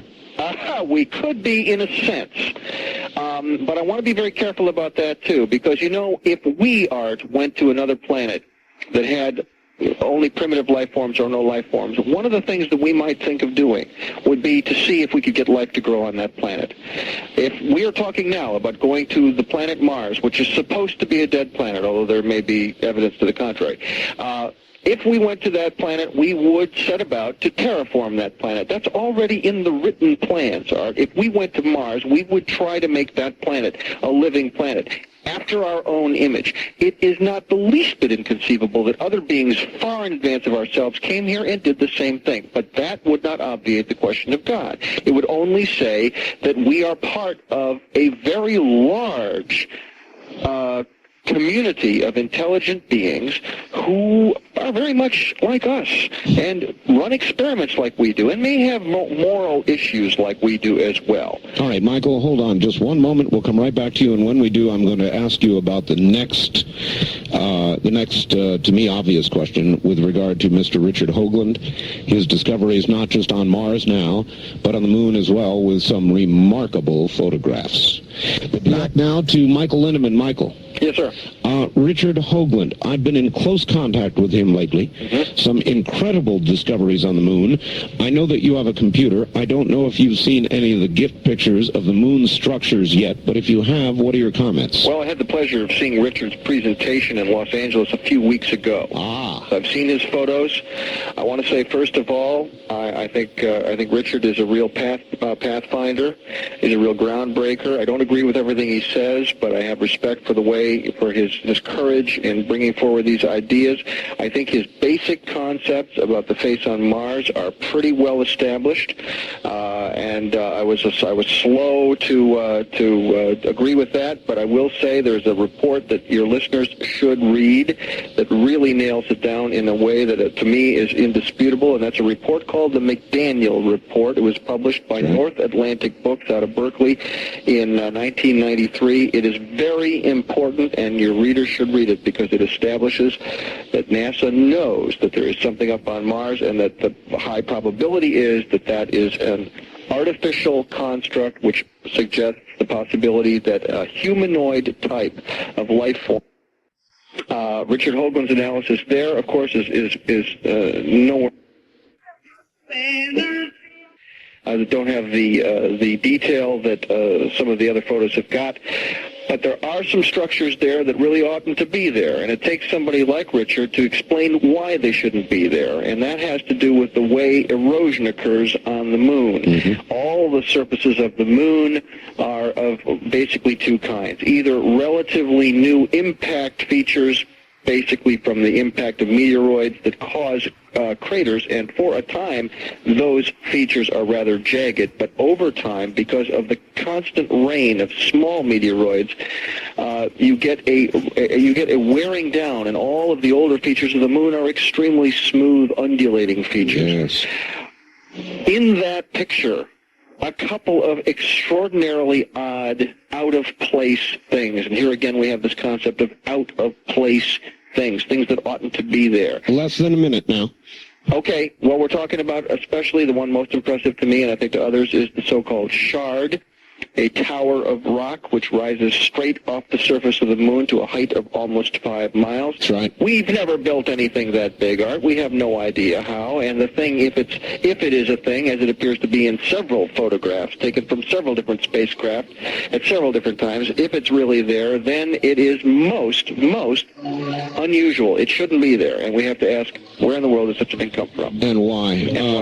All right, stand by. We'll come back to you right after the break at the top of the hour and try to get to more calls this next hour. My guest, Michael Lindeman. You're listening to Dreamland on the CBC Radio Network. For what you think during our local talk radio programming, call Star 102. Right, but due to satellite transmission problems, Talk Radio 102 FM presents a previously recorded Art Bell Dreamland program. From the Kingdom of Nye, we continue with your calls on Dreamland with Art Bell. Call Art now, toll-free at 1-800-618-8255. 1-800-618-TALK. First-time callers, area code 702-727-1222. 702-727-1222. Or the wildcard line at area code 702-727-1295. 727-1295 in the 702 area code. Now again, here's Art Bell. Now again, I'm here. So is Michael Lindeman. Here's the facts. Art, great show. Thanks to both you and Michael. ETs, UFOs, really, Art. I told you the Bible is full of this info. And of course, the rapture will simply be a massive beam me up Scotty. And under the category of ask and ye shall receive with regard to red mercury, somebody sent me an entire article that's going to bear some examination entitled Red Mercury. Is there a pure fusion bomb for sale? And so I'm going to do a little reading on that, several pages here. 3 pages, my fax limit, by the way. And several more faxes. Without time to get to them, we'll kind of try and fit them in as we go. Michael, are you there? Yes, sir. Good. I think that we ought to pay a lot of attention to the telephones this hour, if we can. So let's try it. On the toll-free line, you're on the air with Michael Lindeman. Good evening. Yes, sir. Did this have... So let's try it. On the toll-free line, you're on the air with Michael Lindeman. Good evening. Yes, sir. Did this have... I'm from Wisconsin. In Milwaukee, and right? One night, everybody in Milwaukee saw this one UFO going over the city. It was like it was playing a joke, but me and some friends of mine were given some papers. Do you remember Stephen Schwartz's experiments with the Navy? When did you see this UFO? 72 or 73, I think. All right. And you say everybody in Milwaukee saw it? Was it in... Yes, it was. They were all talking about it on the air. And because I remembered how Dr. Heinemann... Heineck told us how to judge how far it was by our thumb. All right. By holding your thumb up, I guess, huh? Michael, there have been a lot of sightings like this, like the one she talked about in Milwaukee, where massive numbers of people have seen something. Is that part of the great body of evidence that leads us toward the inescapable conclusion that they are here? Well, Art, I would have to say it is. It's very interesting. First of all, for this caller, just to know, I was born and raised in Milwaukee, Wisconsin. Sad to say, I left in 1967 and didn't hear about the great Milwaukee UFO sighting of 1972. So if she has any newspaper clips, I'd love to have them. But I would like to point out that period, 1972, 1973, was an absolute peak period for UFO and alien contact experiences all over the country, and some very classic cases occurred roughly between 72 and 75. For example, the fantastic abduction case in Pascagoula, Mississippi, which occurred in, I believe, 1973. The Travis Walton abduction, which occurred in 1975. Lots and lots of other events which occurred all around the country. Of course, Linda Howe would point out that period of time was a very hot time for abductions around the country. The mid-70s is one of the peak periods for that. So, we see, this is one of the aggravating things about the phenomenon, that it seems to come in waves. And we've seen some classic waves, and that was part of one of those waves. Are we in a peak or a valley now? Well, as regards sightings of craft, the classic sightings type, according to the Center for UFO Studies, we're in a valley, oddly enough. However, it would appear that the phenomenon is changing and that the nature of contact is changing. We are no longer seeing as many lights in the sky, but we're seeing a lot more grays in the bedroom. That's a very different kind of encounter. I'll say. And I think it says something. We can't prove this, but I'll just go on. They have to do something. But second of all, I think the aliens have something to do with it. They are modulating a process. And I think that they have shown us lots and lots of lights in the sky for a couple of decades. You know, back in the 60s, it was very unpopular to even mention that there might be somebody on board, for crying out loud. You know, you were a bit of a lunatic, even in UFO research, if you said, well, what about the people who are driving the thing? And that has, of course, changed a lot. But it wasn't until the mid-70s that we started to get comfortable with that. And now, of course, come the mid-80s, we're comfortable with the idea, well, comfortable is not quite the right word, but at least we're getting used to the idea that there may indeed be beings who are coming and meeting us, experimenting with us, if you will. We are conversant with the idea. In other words, because of all the programs, sightings, contact, the one coming on Roswell, programs like that, we're beginning to get to be conversant with regard to the idea. That is correct. All right. Wildcard line, you're on the air with Michael Lindemann. Hi. Good evening, Art. John from Richland. Richland, Washington. Yes, John. The facts on Red Mercury, I just sent you that. Oh, great. Thank you. What I wanted to say was it's a cheap man's way of making neutron bombs, and the stuff really does exist. But I'd like to ask Mr. Lindeman a question in that regard, is that do you think that some of this weapons development is still based on some perhaps malevolent intentions on the visitors from wherever they may be? It is a good question. It's kind of a natural extension of what you were saying earlier, Michael. Yes, it is. Why are we developing all this weaponry? Right. And if they're warm, fuzzy little guys... Well, let me not be saying they're warm, fuzzy little guys. I didn't say that, and I'm not sure that's true. I would say there's a diversity of types probably present, and that some of them don't pose a threat, but some of them possibly do pose a threat. Certainly back in the 1940s and early 50s, our government, that is to say the secret faction that was dealing with this information, was quite convinced that we were dealing with some kind of an invasion, and they wondered if there was a military response. They tried a few tests to see if there was a military response, and they quickly learned that if we approached the subject in a military fashion, we would get blown out of the sky. There was really no contest. Recently, a military man said to me that they stopped interpreting it as a military problem quite a long time ago for the simple reason that there is no military response. That does not mean there isn't a military problem, but it does mean that we are not properly positioned to take a military action which actually gets results we want. And therefore, it's a different problem. Therefore, it's a getting used to it problem. It's a handling the social perceptions problem. It's perhaps a diplomatic problem. There are people who think we're in diplomatic contact. I can't prove that, but I have heard some stories which I think may be true. So we're faced here with, what do you do if you are up against overwhelming odds? If you are not only the military of some, little third world republic, but you are actually, you are the combined military of all the superpowers on Earth. You have all the guns and all the money, and there isn't a clue. There isn't a chance. Well, I know this. I wouldn't I'll go up to Michael Tyson and threaten to punch his lights out. And I guess it's very similar. You don't take a military attitude towards somebody who can... That's right, who laughs at you and then squashes you down like a bug. That's exactly right. Exactly. That's the problem. Now, there is no sign, Art, this is my personal interpretation of all available data that I have seen, there is no sign of an intention to take over the planet. There is no sign of overt hostility, but there are clear signs that if we initiate hostilities, we learn right quick who's in charge. Yeah. All right. On the toll-free line, you're on the air with Michael Lindemann. Good evening. Where are you calling from, please? Grants Pass. Grants Pass, Oregon. Yes. I personally think that aliens are a lot of garbage, and the reason being that the human mind I see as the most powerful tool in the universe, and because of its power, it can create or conjure up or any number of ways you want to express it, these phenomenon. Now, the other thing is that in addition to that, I see that man has always been in the universe, on the earth, and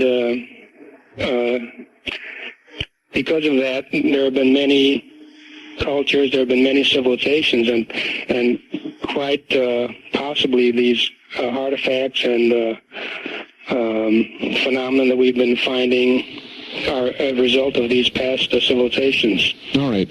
What about it, Michael? Monsters from the id?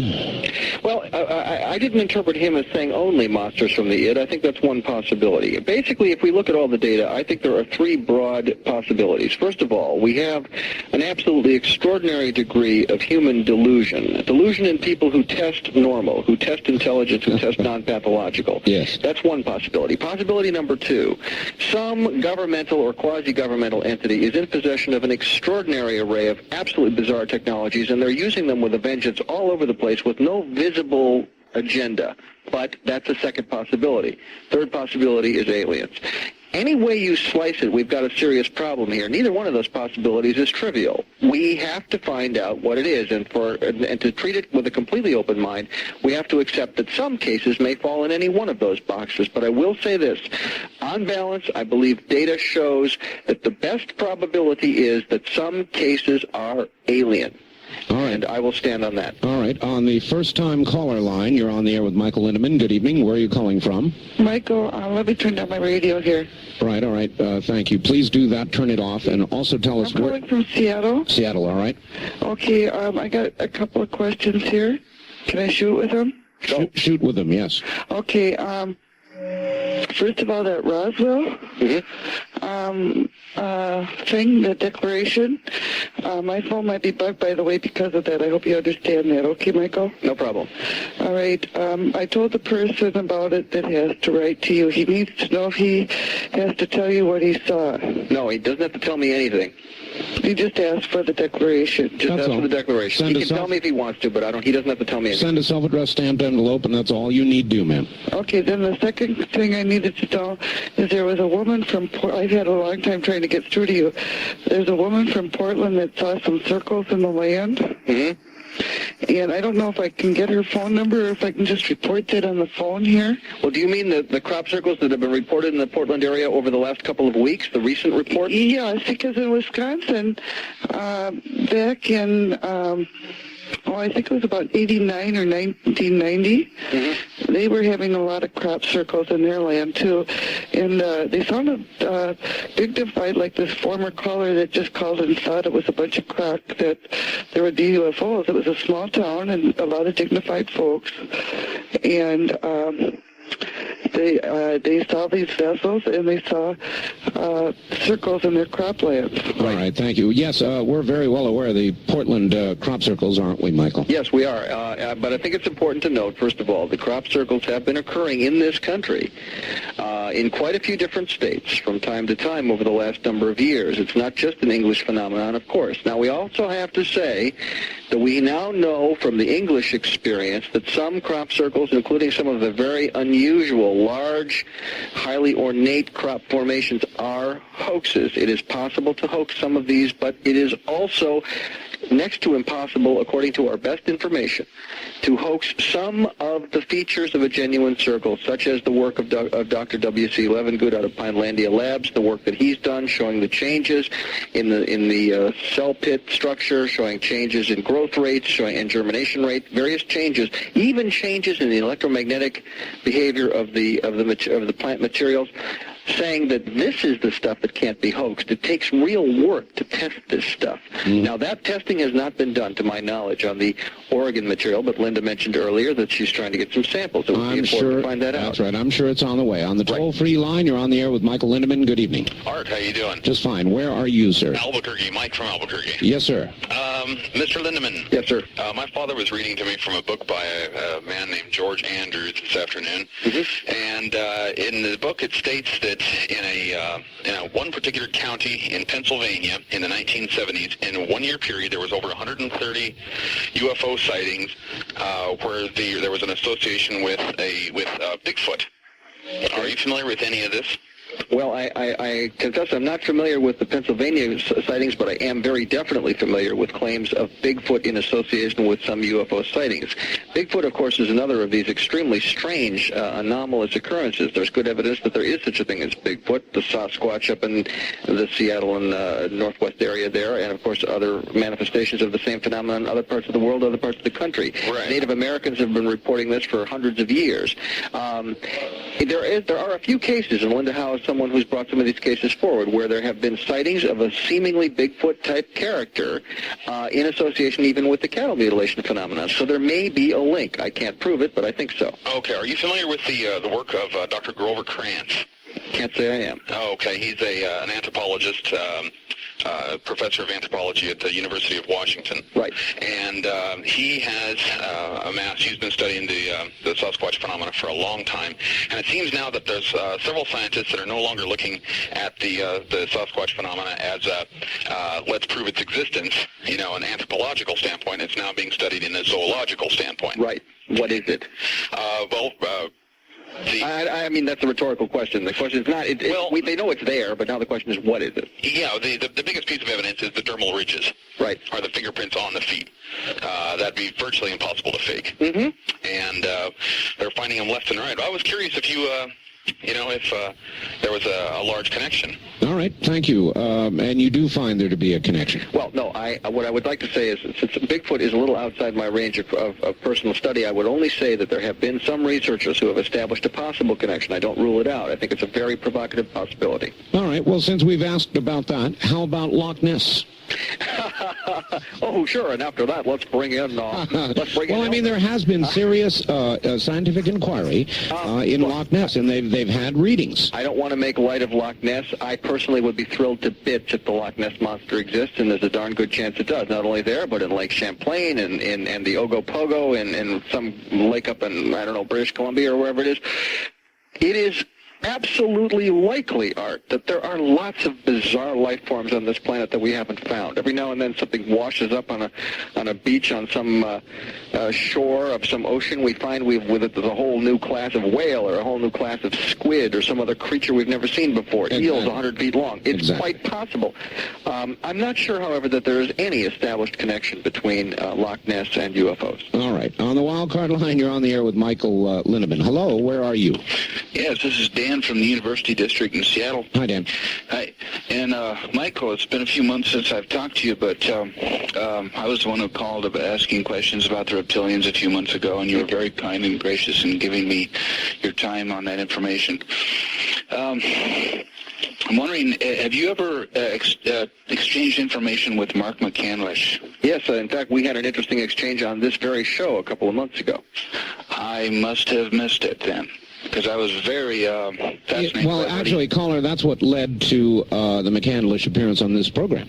I see. Okay. Yeah, I thought he had a lot to say, and I'll go ahead and hang up, and I wonder if you could just say a few words about his information on UFO technology. All right, we'll do that. Michael, hold on just one moment. Michael Lindemann is my guest. We'll be right back. For those of you who are having a hard time hearing it or straining to hear it on some distant radio station, my advice would be to call your local radio affiliate, the local radio station in your area, and inquire about Dreamland. And toward that end, if you would like assistance, let me give you our network telephone number, and they will give you assistance in trying to get Dreamland on your radio station. It is area code 503-664-8829. Now, do not call it now. Call it beginning Tuesday during the business week. That's area code 503-664-8829. Michael, are you there? Yes, sir. Not a lot of time before the bottom of the hour. Let's try a quick call on the toll-free line. You're on the air with Michael Lindemann. Hello.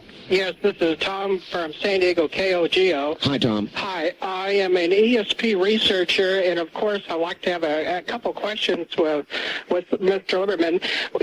Edgar Casey speaks of the future contact with UFOs, and ESP research indicates that there is going to be sizable Earth activity in the near future. How does this coincide with your 2020 predictions of what we are going to be living through in the next 5 years with the rings of fire that are very active right now? All right. Big Earth movements, predictions by people like Casey, true.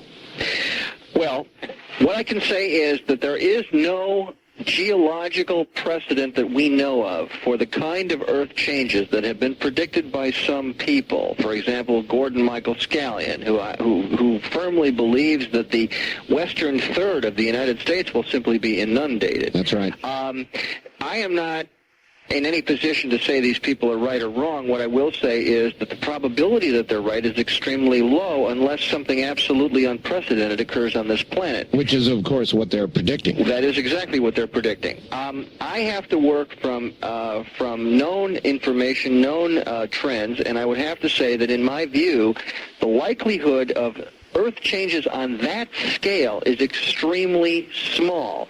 On the other hand, we know that the West Coast is a sitting duck for major earthquakes. No question. I live in Santa Barbara. I'm going to move. I tell you, I think this area is in for some serious seismic activity. All right, Michael, very quickly, about a minute left. UFO Technologies, going back a call. He wanted your comment on Mark McCandlish and some of what he has to say. Actually, I'd like to comment on that in some length, so let's do it after the break, but I will say very briefly, Mark has alerted me to two important things. Number one, that it is quite probable that our government is in possession of what he refers to as alien replication vehicles, if we can say more about that, and he has alerted me to a new generation of lighter-than-air craft that we have built, which have nothing to do with alien technology, but which are mistaken for UFOs, and in particular for the very large diamond, or not diamond, but triangular-shaped UFOs sighted in the western states. It may very well be that this is a lighter-than-air conventional technology. I would believe that because it certainly would fit the one sighting that I've had. We will also give you the address again. Get a pencil for the Roswell Declaration when we come back. So get a pencil and a piece of paper and get ready. This is the CBC radio network in Dreamland. You're listening to Dreamland on Talk Radio 102 FM. From the Kingdom of Nye, you're hearing Dreamland with Art Bell. To participate in the program, call toll-free 1-800-618-8255. 1-800-618-8255. First-time callers, area code 702-727-1222. Or the wildcard line at 702-727-1295. This is the CBC Radio Network. It certainly is. Tell you what, a couple things. One, we're going to restrict our toll-free line to east of the Rocky Mountains for the next 25 minutes of the program. Remember, only those of you east of the Rocky Mountains on the toll-free line at 1-800-618-8255. East of the Rockies only. Now, in addition, I do want to get this out again. Very, very important. The Roswell Declaration, to get it, to sign it, to be part of it, all you've got to do is send a self-addressed stamped envelope, no money, self-addressed stamped envelope to Michael Lindemann, 3463 State Street, Box 264, Santa Barbara, California. Zip code 93105. 93105. Is that right, Michael? That's correct. All right, good. Here's a fax that just came in. When Michael Lindeman mentioned the newly discovered age of the Sphinx, he must have been referring to the show broadcast a few months ago called The Mystery of the Sphinx. In the show, it was also reported that a new chamber had been discovered at the base of the Sphinx, as had been predicted by Casey. Unfortunately, the process of getting permission to open that chamber was being met with resistance from the Egyptian bureaucracy. Please ask Michael if he has any information on whether there's been any progress in this area. Well, I'm glad your listeners informed. That is everything he said is true. Unfortunately, I do not have an update. I am in touch with some people who are monitoring that situation very closely, and I would like to, check with them and perhaps comment on that next time you and I talk, Art. And you could even pass it along to your audience if I'm not on the program. But right now, I'm not aware of any progress, and the person who faxed it is absolutely correct. The Egyptian government is very much resisting this. Now, there's a reason for this. It's not just a question of whether you just go digging in Egyptian soil without permission. It is that could... I mean, in fact, the Egyptian government may be receiving pressure from other governments much more powerful than itself. Because if they open that chamber and break loose a library of information that is more than 10,000 years old, there is no telling how many sacred cows will get butchered over that. All right, well, we'll stay in touch on that issue. On the toll-free line, you're on the air with Michael Lindemann. Hello. Hello, Mr. Lindeman. This is Todd in SeaTac. You've made repeated reference to Zachariah Sitchin and his work, The 12th Planet. Yes. Where he states that the ancient Sumerian tablets, of which they've found thousands, state that the Nephilim, as they're called, came to Earth and genetically engineered Homo sapien from Homo erectus. How do you feel about Mr. Sitchin's statements and the accuracy of them as compared to the Sumerian tablets? Well, first of all, you're asking me, can I read Sumerian and can I interpret the huge amount of Sumerian information in the manner of Mr. Sitchin? The fact is I cannot, and very few people on Earth can. So the fact is that very few people actually challenge Mr. Sitchin on the level of his scholarship. They certainly challenge his conclusions because they're outrageous. We can say that without any quibble. But the fact is that Mr. Sitchin is among a handful of people qualified to interpret this material, and I find his interpretation most fascinating. But I really can't comment on it more than that. All right. On the toll-free line, you're on the air with Michael Lindemann. Good evening. Where are you calling from? St. Louis. St. Louis, yes, sir. Mr. Lindeman. Yes, sir. During your talks, you mentioned the continuity of government program. Yes. I have a question. Your partner, Ralph Steiner, in a radio show on the Pacifica station at Berkeley a few years ago, showed military alien collaboration similar to Bob Lazar. Could this be a major reason for the continuing cover-up? Well, if it were happening, I would say that would be a very cover-upable kind of fact, okay? Now, I can't say it's happening, but I will say that certainly the United States has built enormous underground bases. Whether there are aliens in them or not remains to be seen. However, I would like to point out a new book that will not necessarily be well known to your listening audience that I think is very important. It's called Taken, and it's subtitled Inside the Alien Human Abduction Agenda. It is by a woman named Carla Turner, and by the way, Carla would make a fine guest for a future show. Carla is a PhD professor, herself an abductee, as is her husband. She has written a book about 8 people, 6 of whom believe there were human beings working in some cooperative fashion with alien abductors. This, of course, is an extraordinary claim, but yes. Carla is no fool. Michael, can you get me contact information? I sure can. All right, good. Good. We'll look forward to it. She sounds good. On the toll-free line, you're on the air with Michael Lindemann. Where are you calling from, please? Hello? Yes, where are you, sir? Oh, Raleigh, North Carolina, listening on WCRY, QK Verena. Very good. I have a question for your guest. This harks back to a comment that someone else had made earlier in the show regarding the differences of opinion, let's say, among the UFO research community. Mm-hmm. Recently, I read Jacques Vallée's book Revelations, in which there's virtually no one in the UFOlogy research area that doesn't come away with a bloody nose. Everyone from John Lear to Bill Cooper to Major Keyhole, everybody else. Vallee is considered the preeminent ufologist in the world today, and yet reading his book Revelations, you come away, his basic thesis is that much of the ballyhoo about UFOs and abductions and so forth is part true.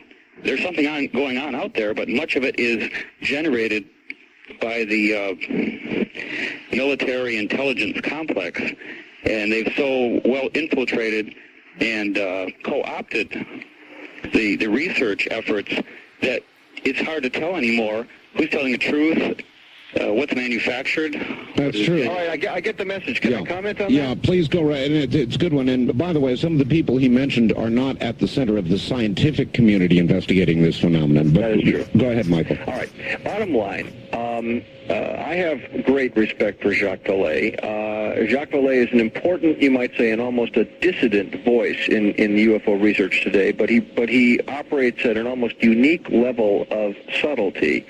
And for that reason, he cannot be ignored, even if he is making statements that make everybody angry, and he does that on a regular basis. But the fact is that Dr. Vallée is basically saying our analysis tends to be too simplistic, too linear, too Western scientistic. We are trying too hard to squeeze a round peg in a square hole. This ufology business is not a bunch of aliens that look approximately like us driving around in Toyota spacecraft. It isn't like that at all, he says. It's much more complicated, much more subtle. And he's right. I'm convinced he's right. Now, that does not mean that everything he says is right. I think Dr. Vallée takes pot shots, sometimes because he's aggravated at the stupidity of some ufologists. So I would say read his book with respect, but also take it with a grain of salt. Revelations in particular is a book flawed by a number of simple factual inaccuracies, which he has had the graciousness to cop to on a few occasions. But Dr. Vallée, if nothing else, has done us a service by saying, look, it isn't all that simple. Guess again. And he's also pointed out that there may be a control system operating in which the aliens themselves are manipulating our perception of who they are. Mm-hmm. And the caller also pointed out that the military has made such a hodgepodge out of the various situations that it's hard to tell who's telling the truth and who isn't. There's no question that that statement is true. Indeed, that is the very nature of disinformation. Jacques Vallée is right when he says that the whole field is loaded from top to bottom with deception. That deception is coming from at least three places.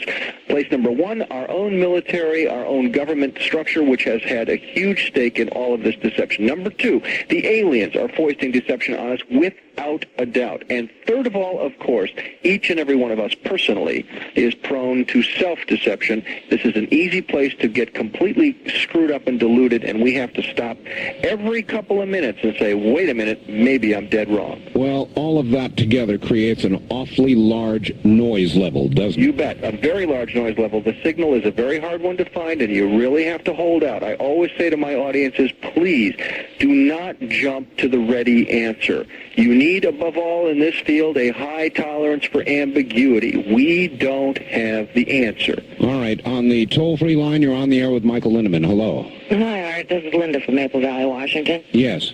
My question is for Michael, is it possible that this wave is because it takes them such a long time to get here and get back? And what does he think about different dimensions? All right. Well, the question of dimensions is an important one. It raises all kinds of philosophical as well as physical science level questions that I'm not prepared to answer. Is it possible that they're flitting in and out of dimensions? Sure, it's just as possible that they're doing that as it is that they're traveling through time, which I regard as a possibility, or that they're using some sort of hyperdrive. I mean, for heaven's sakes, for the last 25 years, we've been hearing that the Star Trek people have something that they call warp, and indeed, if we were ever going to really travel around the stars, we would need something like that. Jules Verne, 100 years ago, said we'd be flying through the skies or traveling in submarines under the ice caps. He was right, as it happens, but that was 100 years ago. Now, are we going to come up with this technology? Maybe. Have they come up with it? Quite probably. Does it take them a really long time to come from star A to here? I doubt it. I don't think we would see the numbers we see if it was really a matter of them traveling years and years and years to get here. I think think that is extremely improbable. There must be some other way to do it. All right, Michael, hold on just a sec. We'll be right back to you. Michael Lindeman is my guest. Still time to get in if you would like to try. I know the lines are awfully clogged, but be patient. You will get through. Michael Lindeman, where are you calling? Yes, sir. Okay, here we go again. Short on time now. You're on the air with Michael Lindeman. Where are you calling from, please? No, you're not. We'll go here to the wild card line. You're on the air with Michael Lindeman. Hello. Hi, Eric. This is Matt in Portland. Hi, Matt. Hi, Michael. Great show, Art. Thank you. Dan from the University District asked Michael, I guess on another occasion, about the reptiles. I'd just like to get Michael's input on that. All right. I'm sorry, about the what? The reptiles. Oh. Well, there are several kinds of aliens often described. The most commonly described in this country, of course, is the grays, the slightly built gray characters with the large black eyes. Right. The humanoid type, the type that look essentially like us, is the next most often reported, and then the third most often reported are so-called reptilians. Humanoid type beings that have reptilian-type features, that is, perhaps scaly skin or skin of a greenish tone, very muscular build, large claws in some cases, large teeth, odd facial features. Do these beings exist? Well, I would say the answer is I don't know, but the reports are very, very frequent. And so if these people who are reporting them aren't crazy, then we have to assume it's possible that they could exist. They would be my least favorite. If you're talking about ones to meet up with, I'm not wild about reptiles anyway. On the toll-free line, you're on the air with Michael Lindeman. Hello. Yes. Why should we know that aliens do actually exist? Where are you, sir? Okay. Well, I guess we just missed that one. On the first-time caller line, you're on the air with Michael Lindeman. Hello. This is Mike calling from Seattle. Hi, Mike. I'm a MUFON member up here, and we're busily getting out these Roswell declarations also. Great. And I just wanted to throw in an idea. What we're doing is not only sending them to MUFON headquarters, we're sending a copy, duplicate copy to each one of our representatives. And I wanted to, if possible, give out my phone number, because anybody in Washington State who wants to call me, I'll pay the postage and send a copy of a blank declaration to them. I'm sorry, caller. Without checking it out, I can't just let you give out a phone number. Okay. I'm terribly sorry. Let me just thank the gentleman. Tell you what, if they want to come to the MUFON meeting at the Bothell Library on July 16th, they can get a copy there. That's fine. That's good. Let me just comment real quickly that part of the overall strategy is that when there is a cutoff date, which is sometime in the late fall, I don't know exactly when, at that time, all of the declarations that have been received are going to be compiled, and they will be divided out according to congressional districts, so that copies of the declaration will be sent. The number that were sent from any district will be sent to that district representative,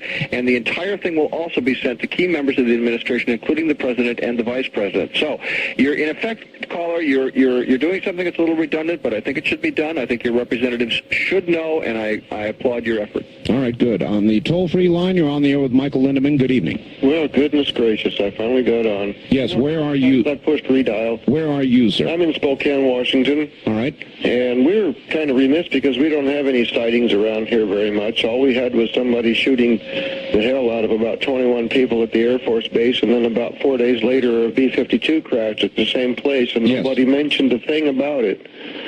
But on the other hand, I think this is fascinating, and Well, yes, sir. On my regular program, my syndicated program, we talked a great deal about what happened up there. Good. I missed it. Yes, I wish you were on more in this genre every night instead of more toward the political thing, but that's another... Well, now, wait a minute. You just complained about lack of coverage, and I just told you we covered it, and now you're saying you want this. I'm not saying that you...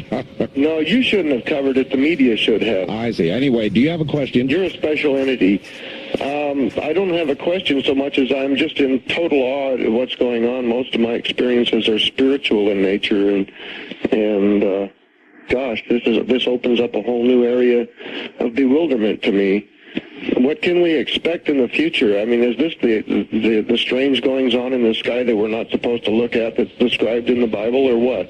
All right, there is a good question. There's Mike? a good question. Well, I think we touched on that earlier.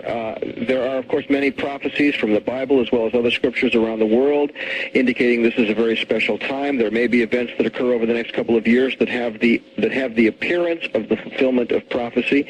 I believe we are going to gradually, we are, as I said earlier, coming of age in the cosmic neighborhood. We are learning that we are part of a very broad, very diverse neighborhood of cosmic intelligences. Many of these beings do not look like us. Some seem to look rather like us, but we're just getting to know the neighbors, and we, in fact, are the new kids on the block. It's going to be a very interesting time. Yes, it will. On the toll-free line, you're on the air with Michael Lindemann. Hello, where are you calling from, please? Southern California? Yes, sir. Hi, I had two questions. The first one is about the planet Jupiter and the impact of the comet Levy-Schumacher that's supposed to be... Shoemaker-Levy 9. Right. The remnants of it. Yes, good question. And, of course, you know, what sort of activity may we expect to see from here on Earth or up in the sky? All right, thank you. We're going to have to hold it there. We're so short on time. Shoemaker-Levy 9, the impact of the pieces. Well, as Linda said earlier, the impact will begin approximately July 16th. This is considered to be the greatest astronomical event of the century. Every telescope that is available on Earth will be looking at it. And, of course, we also have the Galileo spacecraft out near Jupiter right now that is going to try its best to take a look at it. Part of the problem is that the events are occurring on the back side of Jupiter with respect to our vantage point. However, interestingly, the impact points are only approximately 10 minutes away from the horizon because Jupiter turns very fast. So they're hoping that they're going to see very large amounts of residual light and other manifestations of energy. They are calling these impacts the largest explosions that have ever occurred in recorded history inside of our solar system. Now, what will that mean on our planet? It ranges from, depending on who you ask, it ranges from it won't mean anything at all except a darn good astronomical event, out to predictions by some people who may be a little bit shrill in their notions that this could have very large, even catastrophic events, that it could precipitate, for example, Earth changes. People think that this may be a trigger. I frankly strongly doubt that scenario. So do I, Michael. Do you think it's a big snowball or is it a hunk of iron? You mean what's coming in? Yeah. Well, according to our best estimates, it's closer to a snowball than a hunk of iron. All right, well, we're so short on time. Michael, the Roswell Declaration, so important. One more time, give everybody, please, your address so they can get it. Right. Send a stamped address self-envelope to, say that again, a stamped self-addressed envelope, there we go, to Michael Lindemann, that's Lindemann. The address is 3463 State Street, Box 264, Santa Barbara, California, 93105. And when you get the declaration, I would appreciate it if you would read it, sign it, send it in to the address on the declaration. But even better yet, when you get it, if you know people who might want a copy, make copies first, hand them out, and then sign it and send it in. So you not only don't object to making copies, please, you encourage it.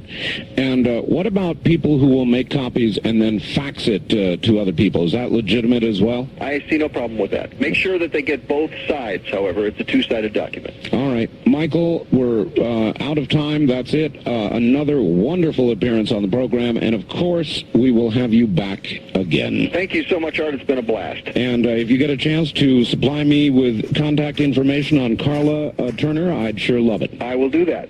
Michael, happy to. Michael, thank you. Thank you, sir. Take care. Michael Lindemann, and I'm sorry, everybody, there is never enough time on this program. There is never enough time.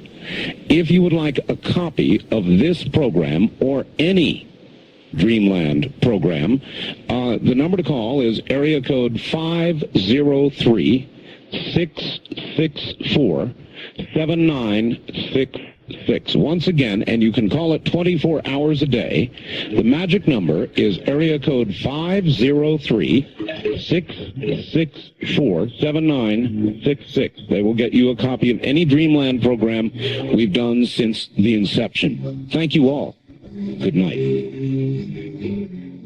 This has been Dreamland, a program dedicated to an examination of areas in the human experience not easily nor neatly put in a box. Things seen at the edge of vision, awakening a part of the mind as yet not mapped. Yet things every bit as real as the air we breathe but don't see. Please join us again next week at this time for Dreamland.